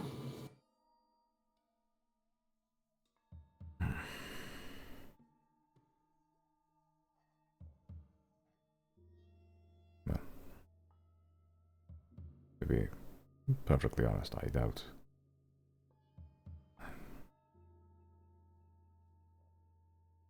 With everything that happened yesterday, it is progress has been glacial. Not only because of the lack of hands. He gestures to his left arm, pun not intended. My mind has been a storm of thoughts recently, and if Sylvia does have a demotion here, there's little I can do.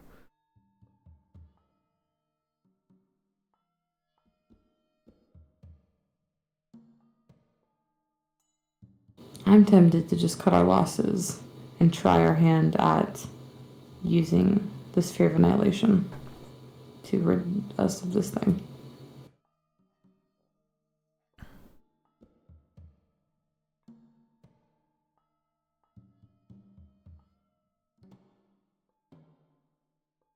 As am I, but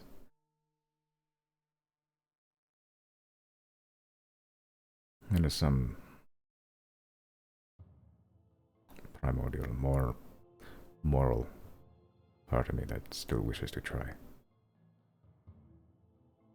To at least hope to have an impact bigger than the mistakes I've made and the corpses I've helped create.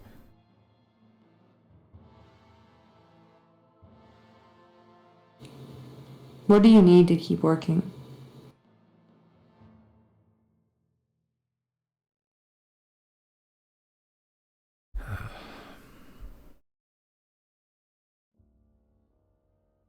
Material-wise, it is now a little more difficult to procure necessary objects and items. Diamond dust is always a constant need. I have a surplus, but it is I no longer have a supply. Extra help bodies to perform the menial tasks would be appreciated. Not necessary, but appreciated. More than anything but information. We have a small collection of books and esoteric knowledge contained within the shelves over there, but anything to help comprehend the unknown.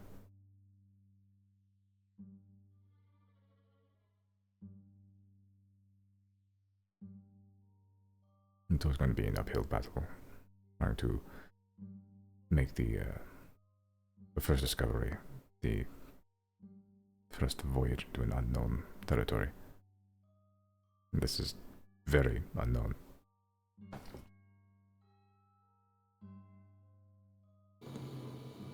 I'm gonna turn to Riley and just say, for the purpose of continuing this branch of the project, not the project I should say, but the research that is very important, how would you feel about reaching back out to Narsad and seeking some kind of official allyship beyond what we already have, to where we could ask her to lend him some of her scholars that might even have access to knowledge that we never would?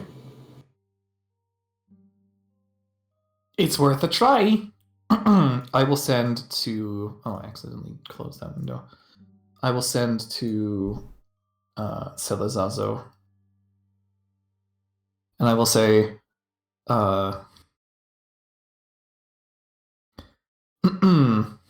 Silnia has begun getting slightly aggro.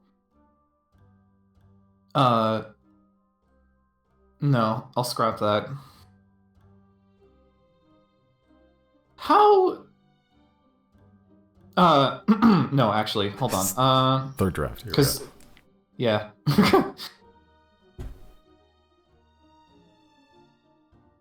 Raxney of the Commission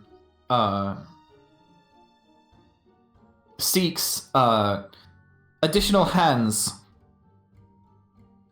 at the Howling Boughs Perhaps it's time to set up that meeting. Send message. Make a persuasion check. Good at those. Oof. Hey.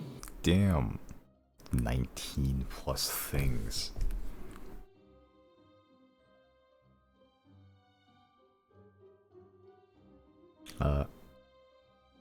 You get back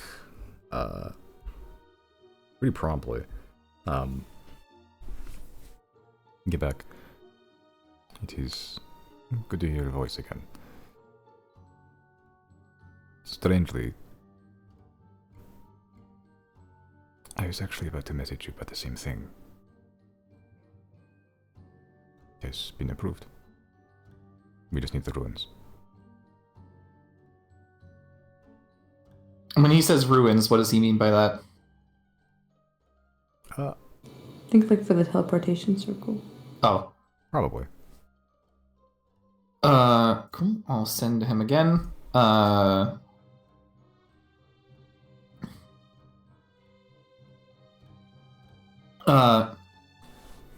Chris, do you have a dream open right now? Like on your spell list or whatever? It's not prepared, but I could prepare it soon. Yeah, you should probably do that, because that would be the easiest way to get them there. Or can we just teleport? No, it'd be easier to do dream, I think. Did they give us any means of teleporting back to, like, I know teleporting in Narset is like not really an option, but did they give us any means of doing it if we really need to? No, I don't think they did. They gave you free access in and out to fly in, or however else you'd like to travel, but like the ability to teleport within Narset is like something they're keeping a little closer to the chest. Yeah. I can also do telepathy with Salazazo, and he can see what I see. Oh, in that case, just do that. What's the range on telepathy? I think it's infinite. Oh, it is. Oh, yeah, just fucking do that. Crazy. That's awesome. Yeah, just do that. Yeah, range unlimited. And you pretty much can experience everything that I'm experiencing.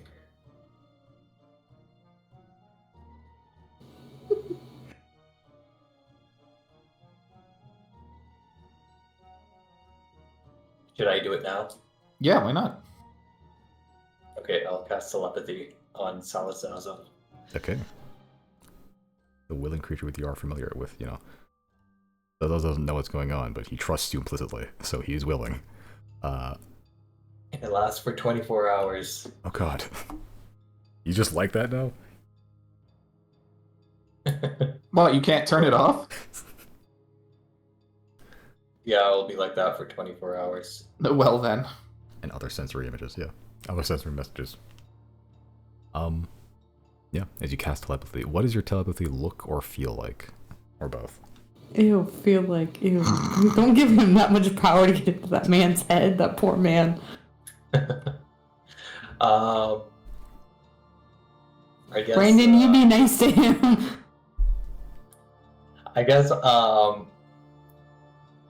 at first maybe my forehead will glow a little bit, like a slight glow, and then it might go a little bigger, like it might poof a little bigger, and then go back to normal, and then that's when like a mega mind. telepathy. Yeah, just for like a small instant. Okay. As like exhaling, but with your brain. Yeah, you mega mind out a little bit as it begins to recede like a hot air balloon. That mental telepathic connection begins to just almost like squeeze out of your head and like make that bridge towards Salazazo's, transcending even the weird teleportation thing they got going on there. Salazazo, the first thing you receive as a sensory message is a slight state of panic, but then understanding as he begins to parse through this, as you just hear, you just know, he tells the words, thoughts, you know what I mean, the things you do want to share. as you begin to, share the image of what you're seeing, and even then you can just make images, like as if you're thinking them in your brain. You know the ruins for the teleportation circle here.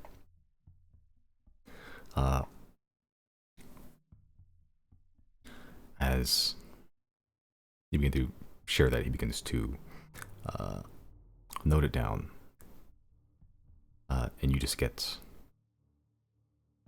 the message in your brain. Thank you. This was this is the first step in hopefully curbing whatever this disease, infection, corruption is permanently. Yeah, I can even go and show you what it looks like at this moment. Oh, that'd be lovely.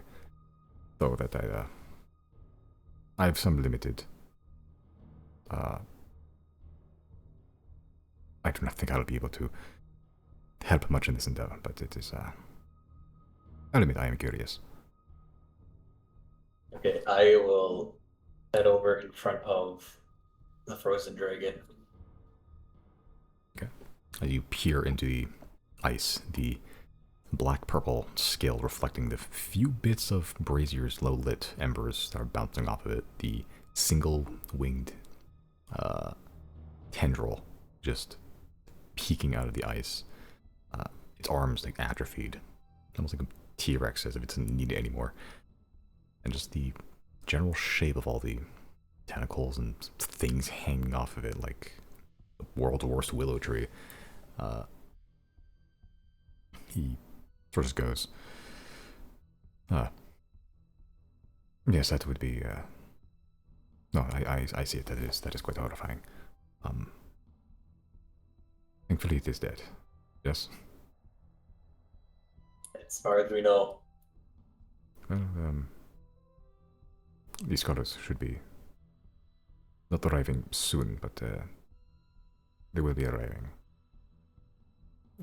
Please let Mr. Braxney that it is coming. Okay. Sounds good. I will go to Braxney and I'll say aid is coming.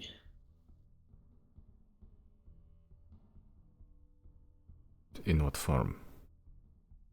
In the form of our set scholars. Yes, I had almost forgotten that you had made contact with the desert country of magic. Quite a feat. Just needed to show your support with a sign. I forgot you did do that. The only legitimate way we've ever gotten into a country before. And it was the hardest one to break into the entire continent. All we had to do was just knock and ask nicely. That's crazy. You had quite the resume by then. You know, you had to get experience in union before you got the interview. You know.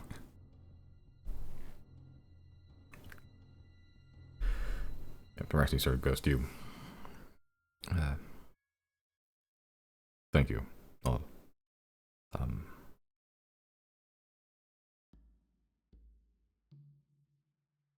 Well, I guess now the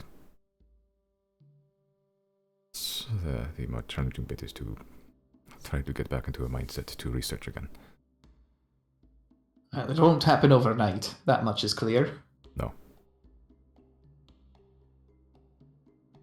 Many of these people I worked with for years. Some for decades.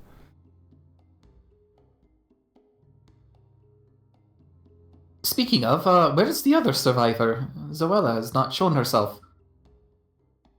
She is, she's on alert. She's on a supply run.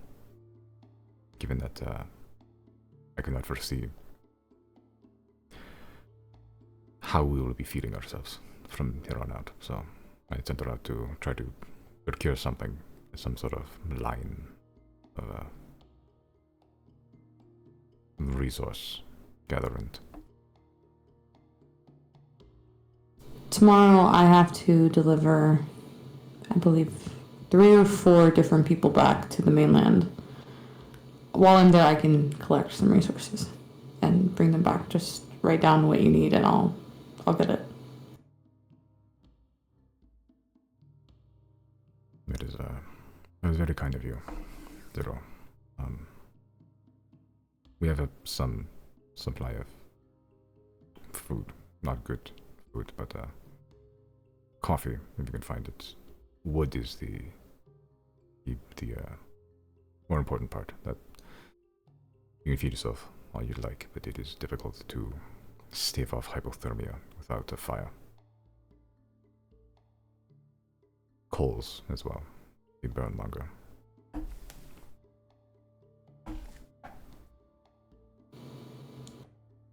Guys, do you think Selezazo could bring a lantern wyvern with him? Celizazo isn't the one coming. Well, whoever's coming, do you think we could request they bring a lantern wyvern? Chris could probably let Celizazo know that.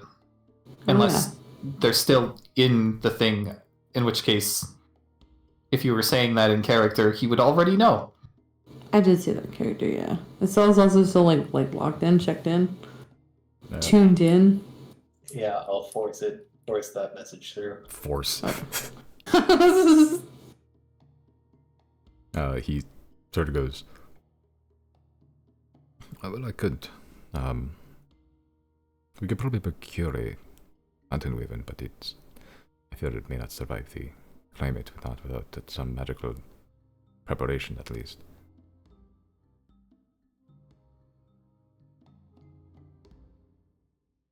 Though I suppose if it is warm enough, then it may be able to survive on its own heat. It could be an experiment, honestly.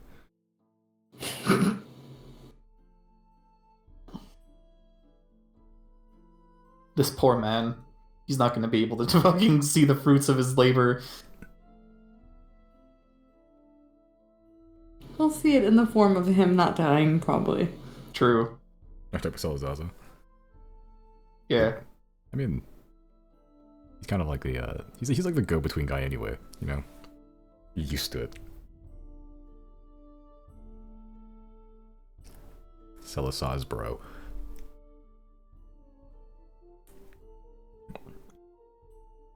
Would you like me to try to procure a lantern wyvern? Or if you have, I'm sorry, would that wasn't to me, that was to Chris. Yeah, that was to Chris. What was that again? Would you like me to try to procure a lantern wyvern? Yes. If possible. So we can find a surplus one laying around.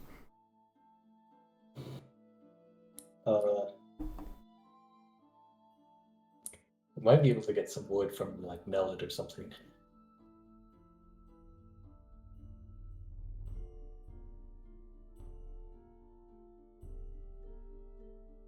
I'm gonna steal.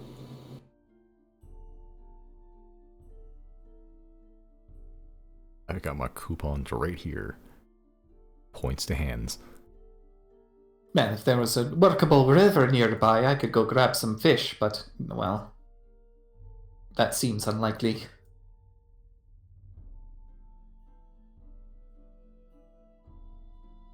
I'm afraid the climate around these parts is quite harsh. Most of the ecosystem has collapsed around the howling boughs. Even the most hardy of creatures tend to avoid the winds, and those that can survive the winds, well, they try not to. We might be able to get some like coal. Because you needed coals, right? Yes. Also, I do not wish to trouble you with my menial tasks. Maybe Sen Lumina has coal to spare. Your menial tasks are like pretty detrimental to like the future of the world. I would like you to be comfortable and able to do what you need to do to get this stuff done. So it's really not an inconvenience, I don't feel. Or rather, the opposite of detrimental. They are necessary.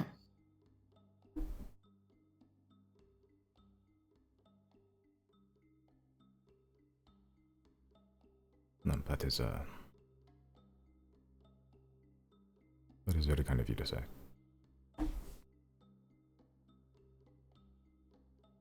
It has been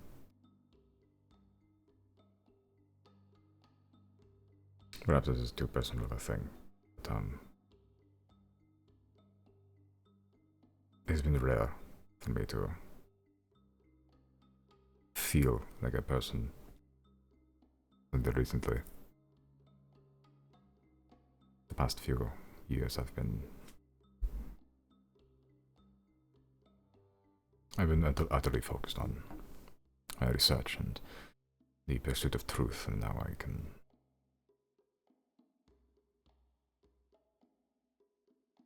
it worked because well, I had others. I did not see it then, but I had others being human for me, a whole person.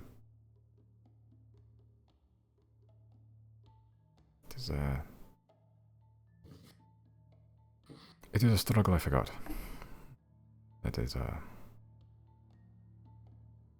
yeah. Were it only that Silnians could learn this lesson as well.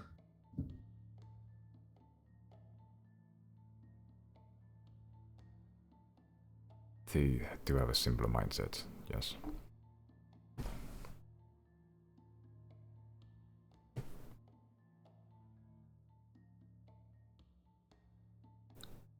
No good can come of their involvement in anything here. So if they were to muscle the way in here, I, at this current moment, could not stop them.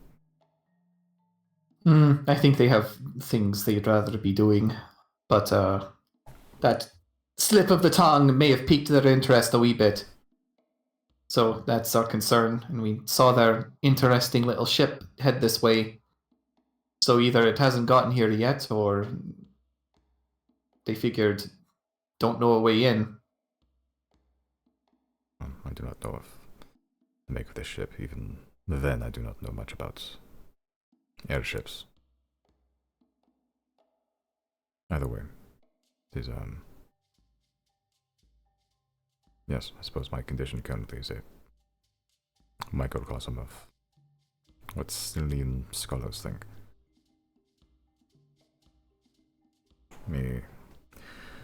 Everything is a means to an end, a path to a result, even if it is paved with bodies.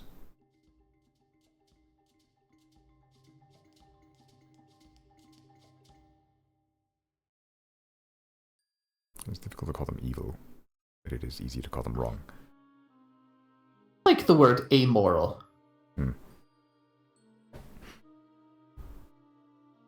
That is yes. I believe that is the most accurate term. Immoral.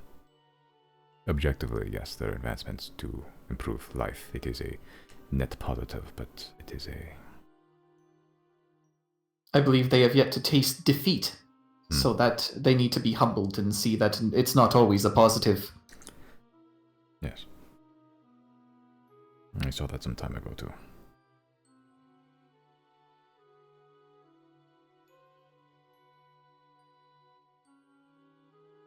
Anyway, I don't wish to keep you prisoner here.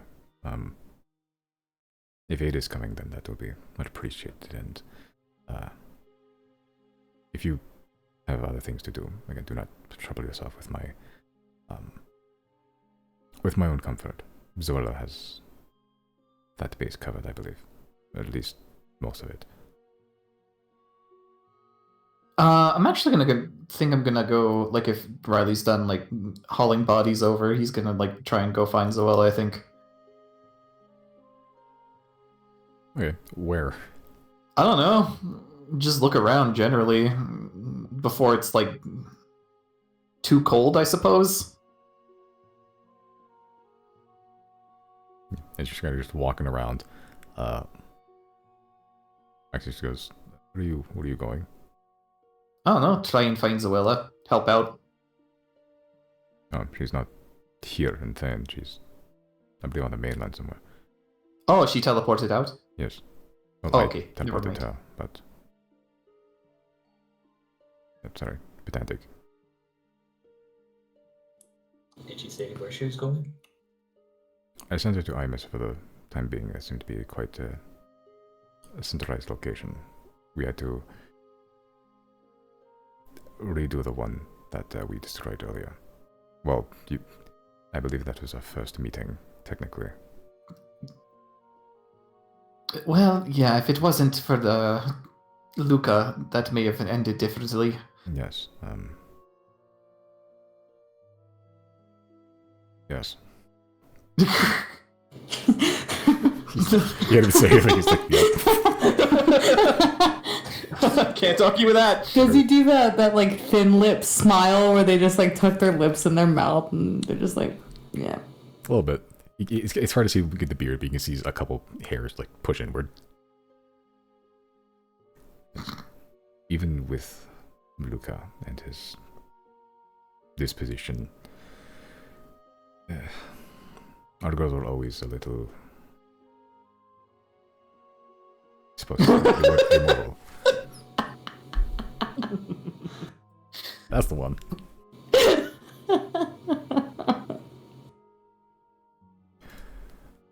We were necromancers toying with grave robbing. It wasn't always a legal thing, and even then that was a moral thing to do. But it had to be done. At least I thought it had to be done. Well, only in hindsight can we realize how much of a mistake that was, but, well, better you find this area than somebody else. How old is Raxney looking again? He's human, but he's like, older in human years, so he's probably closer to the age of like Merrick than anyone else. But like roughly what, like 40s, 50s? Oh, he's like 60s at this point. Oh, okay. Wait, he's like a DILF or what? Well, I figured he was anyways, because I just always choose canonically to believe characters in this world are hot until specified otherwise. But also, I mean, just the way that he mentioned Zoella being comforted, I was like, ooh, okay, Zoella and Rexney. And I could abide by if he was like maybe 40 at the oldest, but he was like, if he's like 60, I'm not gonna push it. He went past DILF and is now hitting GILF. Okay, because she's like 20s or something, right? Yeah, like probably like late 20s. Okay, never mind. As long as he has somebody here. I want this man to have a normal life and romance at some point in his future. He's a good man. He's now. That's all that matters. Does Zoella need help? Zero, you gotta go to Imus tomorrow anyway, right? Yeah, I can probably go run into her, help her bring some stuff back. Because is Zoella bringing stuff from that old base to here, or is she taking that? Over the past year or so, we've been reoccupied that cave that you cleared out and redid the teleportation cycle. So I believe she's using that to stockpile some items. There were a few items left over the last year of operation, but yes. Because I wonder if we could get Hannon to send items that can be picked up in Imus, be brought back to that cave, and then teleported here, like wood.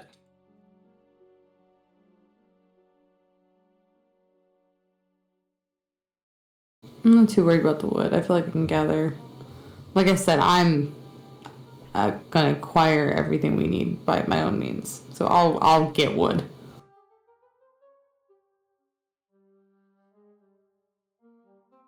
Probably won't be like, whole tree trunks, but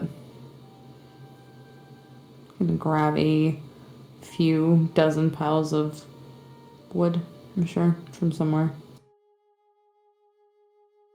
Yeah, that whole area in between Imus and Obethis is forest, so it's not like it's scarce. Yeah.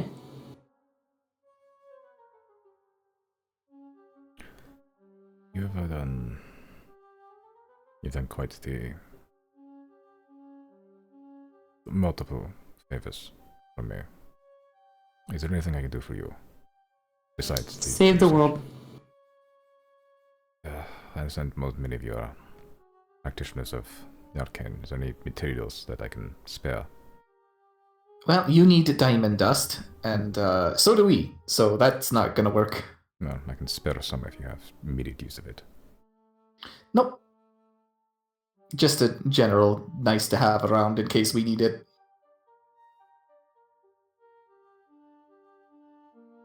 Simon, how long ago was San Lumina? That was last year. You guys went to like Haze, I believe, of last year, so year and change. Damn it, okay. I was just wondering, because I know we had things from there to teleport back. I just didn't know if we'd be able to use them anymore. If I I get thought like they had a 10 teleportation. Oh, what it was Deirdre was gonna set up a haven, Yeah. and then that didn't happen. We don't know. Maybe it did happen. She's out there somewhere doing her thing. That's right. Mhm. And I could check what that thing that she is doing at any time. Isn't that right, Dungeon Master? Using what spell? Sending. Ah.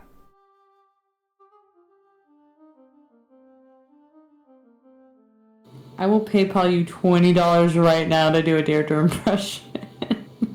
You have to PayPal me shit. You just have to force me to do it in terms of with this agreement as a DM that I am. It'll happen eventually. I remember how It's the fuck. it's basically going to be a necessity. Yeah, we'll save it for a rainy day. I remember how Deirdre sounded, to be honest. I remember how. No, I don't mean that in a mean way. I just mean that like that accent. I remember I was the one that like started doing that as a joke, and they like adopted it and were like, "Yeah, this is my new voice for Deirdre." I was like, "Okay." I see. Kind of like the Russian. Yeah, it was like vaguely European. A little bit of Slavic, yes? Yes. Yeah. See, it's not hard. It's not hard to do it. It's not like Borat. That was that weird. Something like that, yeah.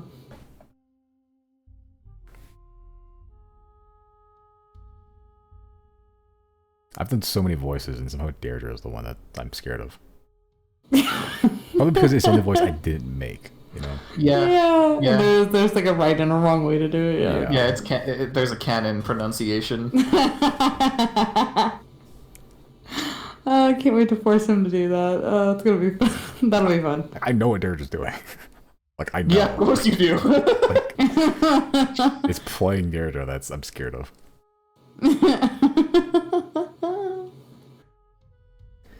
What time is it right now? It is night. It's night time. It is, it's like, what is this? What's 18? That 18 is 6. 6. It's 6:30 right now. Which means it's dark in the thing. The sun set like 3 hours ago.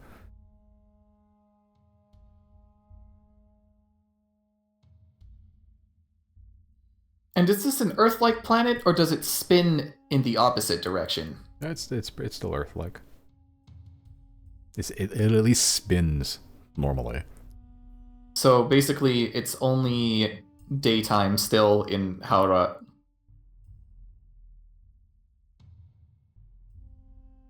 Possibly. If that. Yeah, you are further north. Yeah. A little bit, like, yeah, and like my brain, like, not like you know where the equator is, but it's like the equator for me is like roughly across the like where like Sant and Arset is. No, it makes sense because they're deserty and lots of exposure to the sun. Yeah.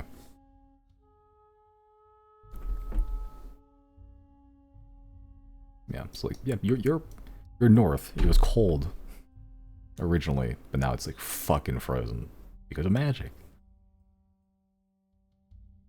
Yeah, you're in the commission there. What are y'all still doing? Well, if Hey, there's nothing else Chris. to help out with, then just chilling until we find out something to do, or Zero has teleportation or whatever. Yeah, I was gonna ask Chris, is it possible, like not right now, or I mean, well, yeah, you don't have to do it right now. But at some point, are you able to teleport me without bringing yourself? So like you don't have to teleport twice, but like just send me to the dragon or just send me to Teague so I can reconvene with the people that want to go back to the mainland. So I don't have to use costs of teleportation tomorrow. Uh, You could just use the circle on the dragon. It's fine. That's what I mean? Like, is it going to cost you anything if you were to teleport me to the dragon from here tomorrow? can I might have to go with. Okay. I mean, that's fine if you do. I just didn't know because I mean, I just don't remember Chris's thing. Can he teleport for free as long as he has the circle? Nope. It's a 5th level spell, right? And it costs money too. Oh, no wonder he's so broke. Well, the teleportation is circle and does. Just teleportation period does not cost money, though it is a higher level spell slot. Hmm.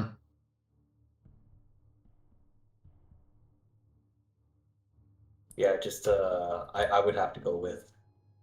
Oh, that's fine. I mean, I don't mind. I guess using my teleportation. Either way, I'm gonna be stranded somewhere overnight, basically, because I'm gonna be going from. If I use my teleportation only, I'm gonna go from here to Teague, and then from Teague, I'm gonna go to probably Obethus to drop off the twins.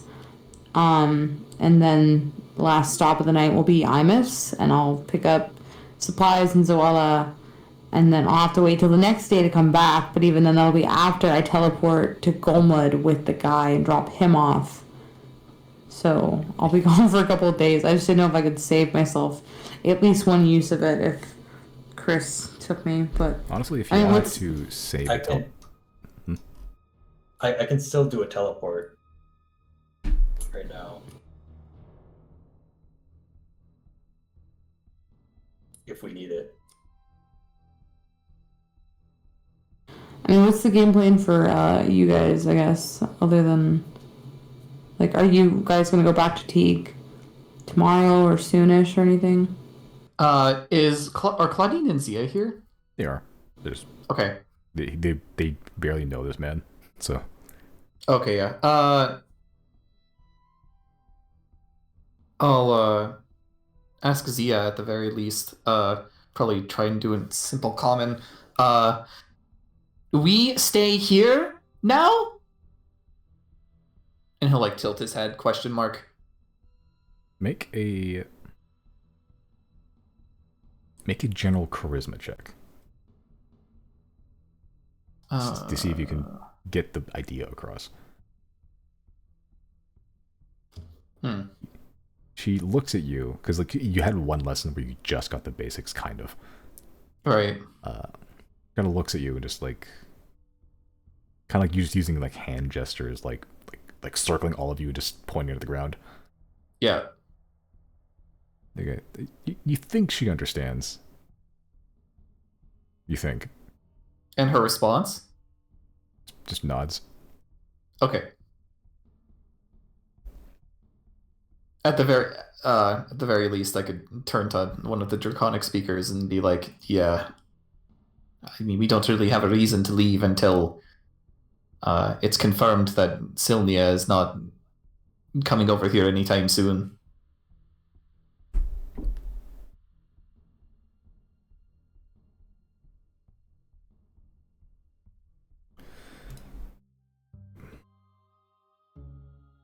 Well, it's only a matter of time then. Either they show themselves or they don't.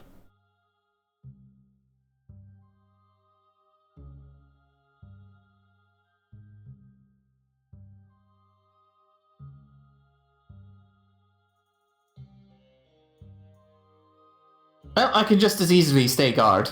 It's up to the rest of you, really.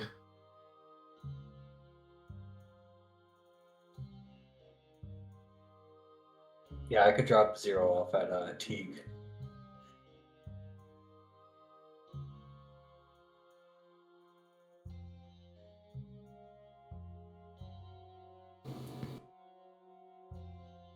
Do you want to do that tonight before you long rest, or do you want to, I guess, if you have the resources to do it tonight, you could do it tonight and then still get a long rest. Or I could get a long rest at Teague. Okay, yeah, however you want to do it.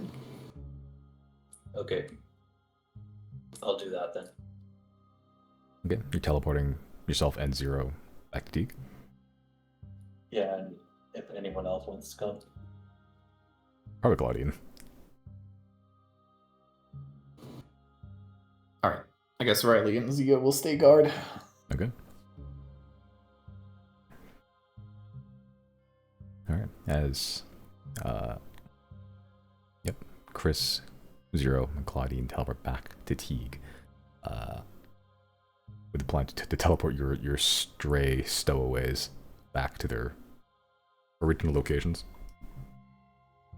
Or at least the locations they want to go. I'll say, honestly, if you wanted to, you could just dump all of them in Imus and they can figure themselves out there. Because like they're relatively close to each other, those 3 destinations. What was the third destination?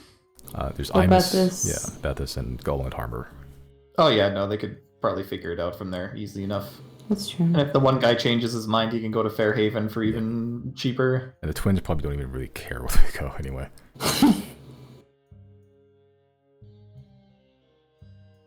That's true.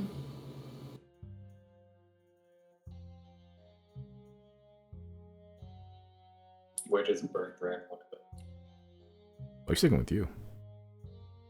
Oh. Dude's a cultist. Like he doesn't have a life outside of worshipping a fire, you know? Okay, then. Maybe I'll station him in as protection for the commission. Possibly. He might even know more about the life expurgation than you do. Perhaps.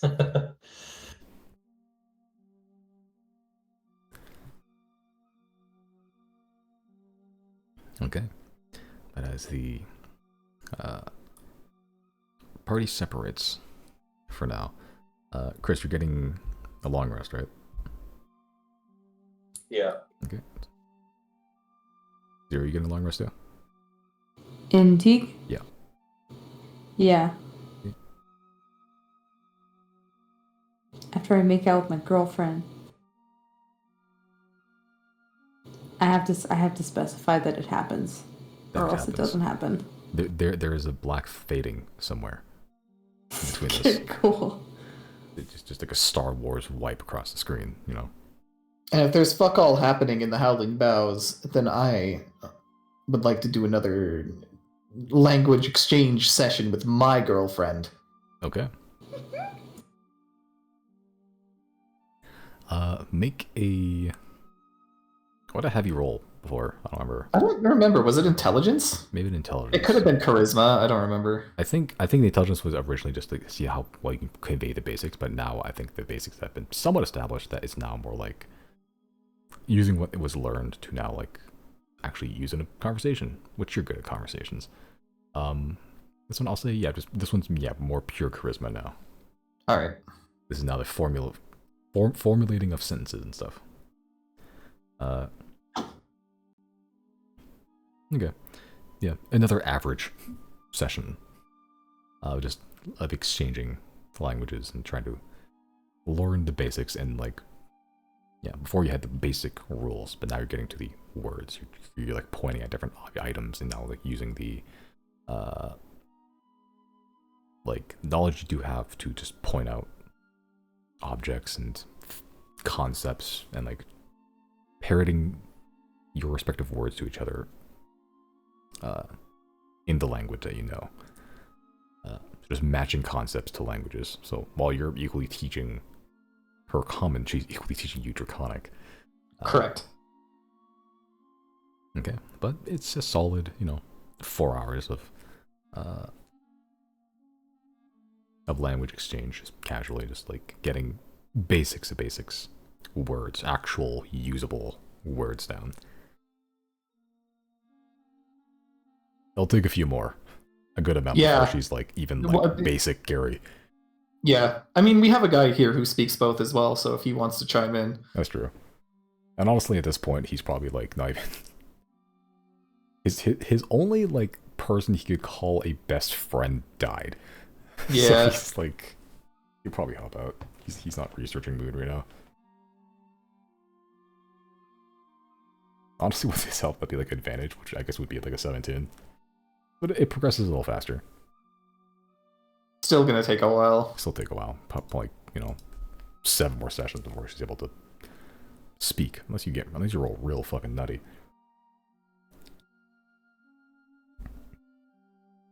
Okay. Partway through the night, actually, you all get a ring on your relaying rocks. All right. It is a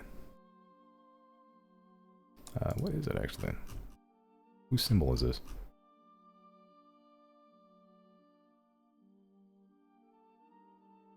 Wait. It's a blue orb, a blue apparatus orb. Okay, that's what Jane. Gotcha. Yeah, Jane or George. What's up? We all get the message first. It just says,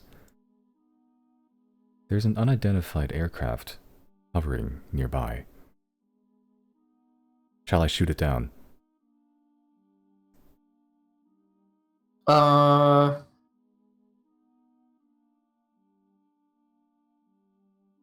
gonna let Zero handle this one. Yeah, Zero. You're naked and exhausted, and you just get a text message from what is essentially like the guy saying like, "Yo, nuclear launch codes."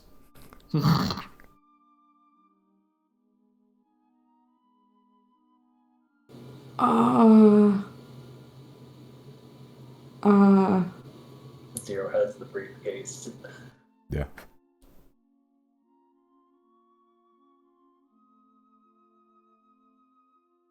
Damn it! I don't know. I would say no. Oh, okay. But I would also think, when are we gonna have this chance again? Oh my god. Purely for the sake of not killing Harriet, who I don't think deserves to die, I'm gonna say no. But I'm gonna tell them, don't shoot them down. Stay hidden. Keep as close an eye as you can. And keep an eye out for the screaming woman. I will also say into the thing, watch out for any intruders. I'll chime in. Don't kill them, but maybe capture them.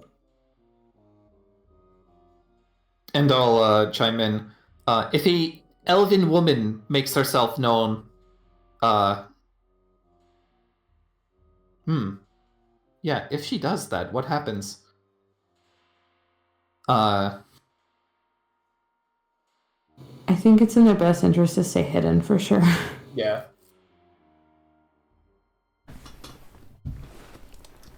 Yes, do your best to keep hidden.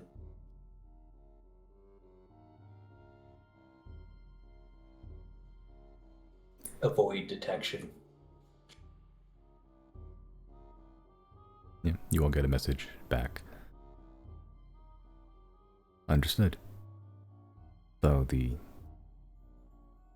ship is familiar. Like us, but not. That's a Silnian aircraft created by the research they did on the apparatus from Calbe. I believe y'all only got like 3 messages per day, so... well, that's 2 of them. That's 2 of them. While I'm here, while we're in the group chat, I am going to send a message to, I guess, everybody, but it's going to be for Saleth, and I'm just going to say, hey, how are things back home?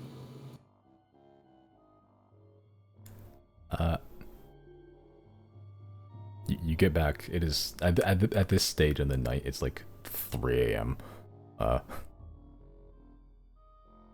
You get back kind of like a sleepy, drowsy Saleth. Quiet, sleepy, but doing well.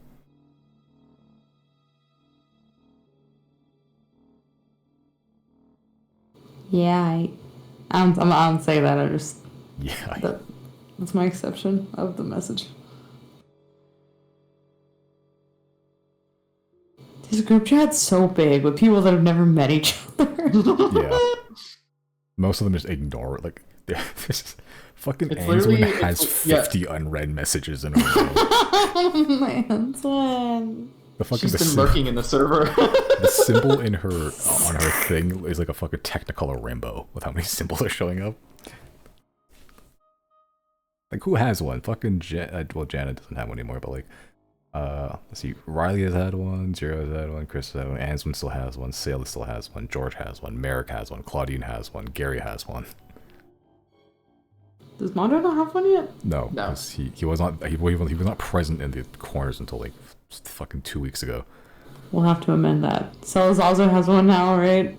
Does he? No, I don't think think you so. just gave him yours when we were at the thing.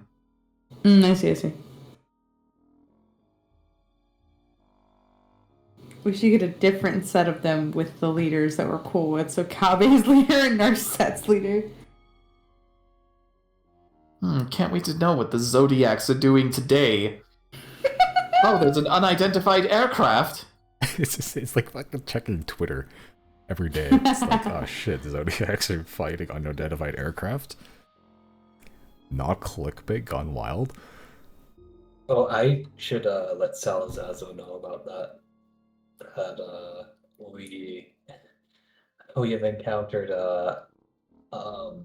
unidentified aircraft piloted by the Greys that are that goes pretty quick. Not sure if this is a vehicle that can get past our set's defenses.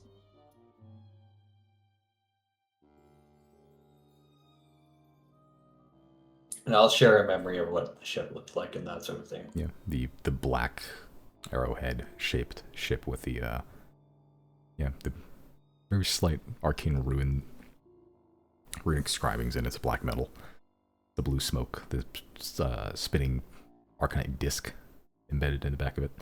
Yeah, and you share a message.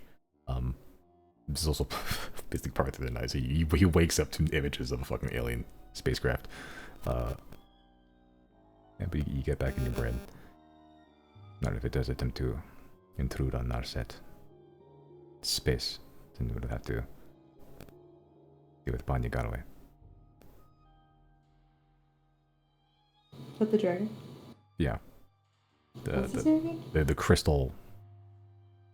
You're not sure whether it was the name of the government building or the name of the crystal-headed dragon thing atop of the government building. Oh, I thought it was the golden dragon. No. The golden dragon was... What was that? What was the name?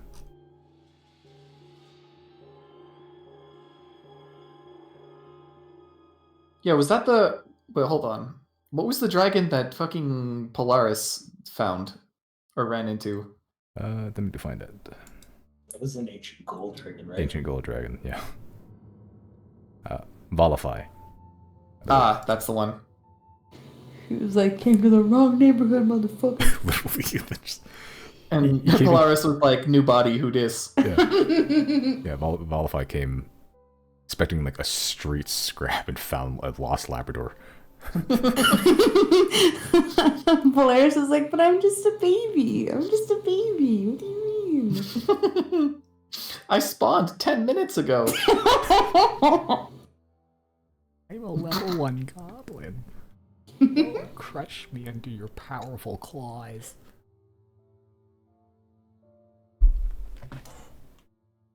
Yeah, no. Banya Galway is the either the name of the government building or the name of the crystal-headed dragon thing on top of the government building. You're not sure which. It could be both.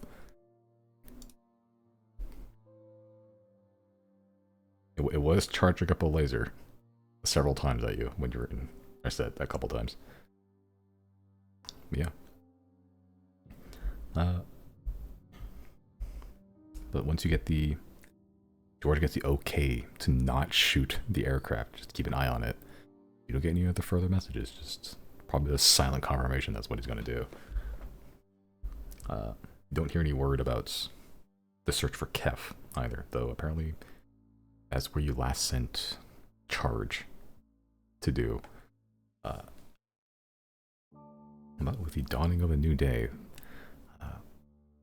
resources are replenished. Well, resources are replenished. Half of the party is in the comfort of Teague with a somewhat miffed Helen Rin. The other is halfway across the country in a frigid ice cave next to an apocalypse encased in ice. Is my HP up more? It's up to its current maximum of 66. You have 2 more days of this. Oof. It's a price of godhood. Price of godhood that your body can't keep up with yet. With time. He's like Deku training for All for One. Basically, that's actually Or kind of an the apt other way around. Yes, Yeah. it's the apt way. Oh no, yeah, doing that way. It's like you have an amazing power that your body cannot handle right now.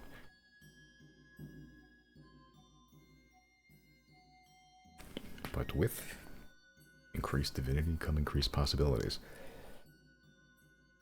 As the sun rises, the sun scattering across the gray, pale clouds of the far north.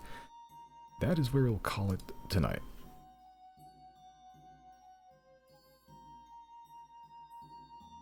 Good fishing. Give me the big number, man. I'll give y'all solid 2K. 2K I had a dollars. feeling it was going to be exactly that. Why? I don't know. We actually didn't really accomplish all that much today. We just did a lot of yapping. Yapping can be We good do- XP. A little bit too much yapping. My bad.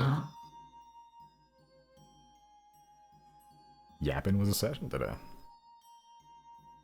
I would like to see the Relaying Rocks messages in written form. I'll send the B movie script to be like, yeah, that's it. I could. So, did it also take the rest of you ages to realize that the B movie was called that because it's a B movie? Yes. It's a double pun, yeah. Yep. It took me Yeah. fucking forever. I don't get it. Oh, I realized. You know the concept of a B movie? No. It's like a shitty movie, essentially. I didn't know Like, that was the thing. like Sharknado or something. Huh. The B movie's literally a movie about bees. And it's a B movie. Let's just... Although I think it's in between like actually being a B movie and being like a. an It's almost actual, kinda like... I think it almost became like a cult classic. It's like a B+. Yeah. A B movie is a low-budget movie, especially one made for use as a companion to the main attraction in a double feature. Why am I still recording?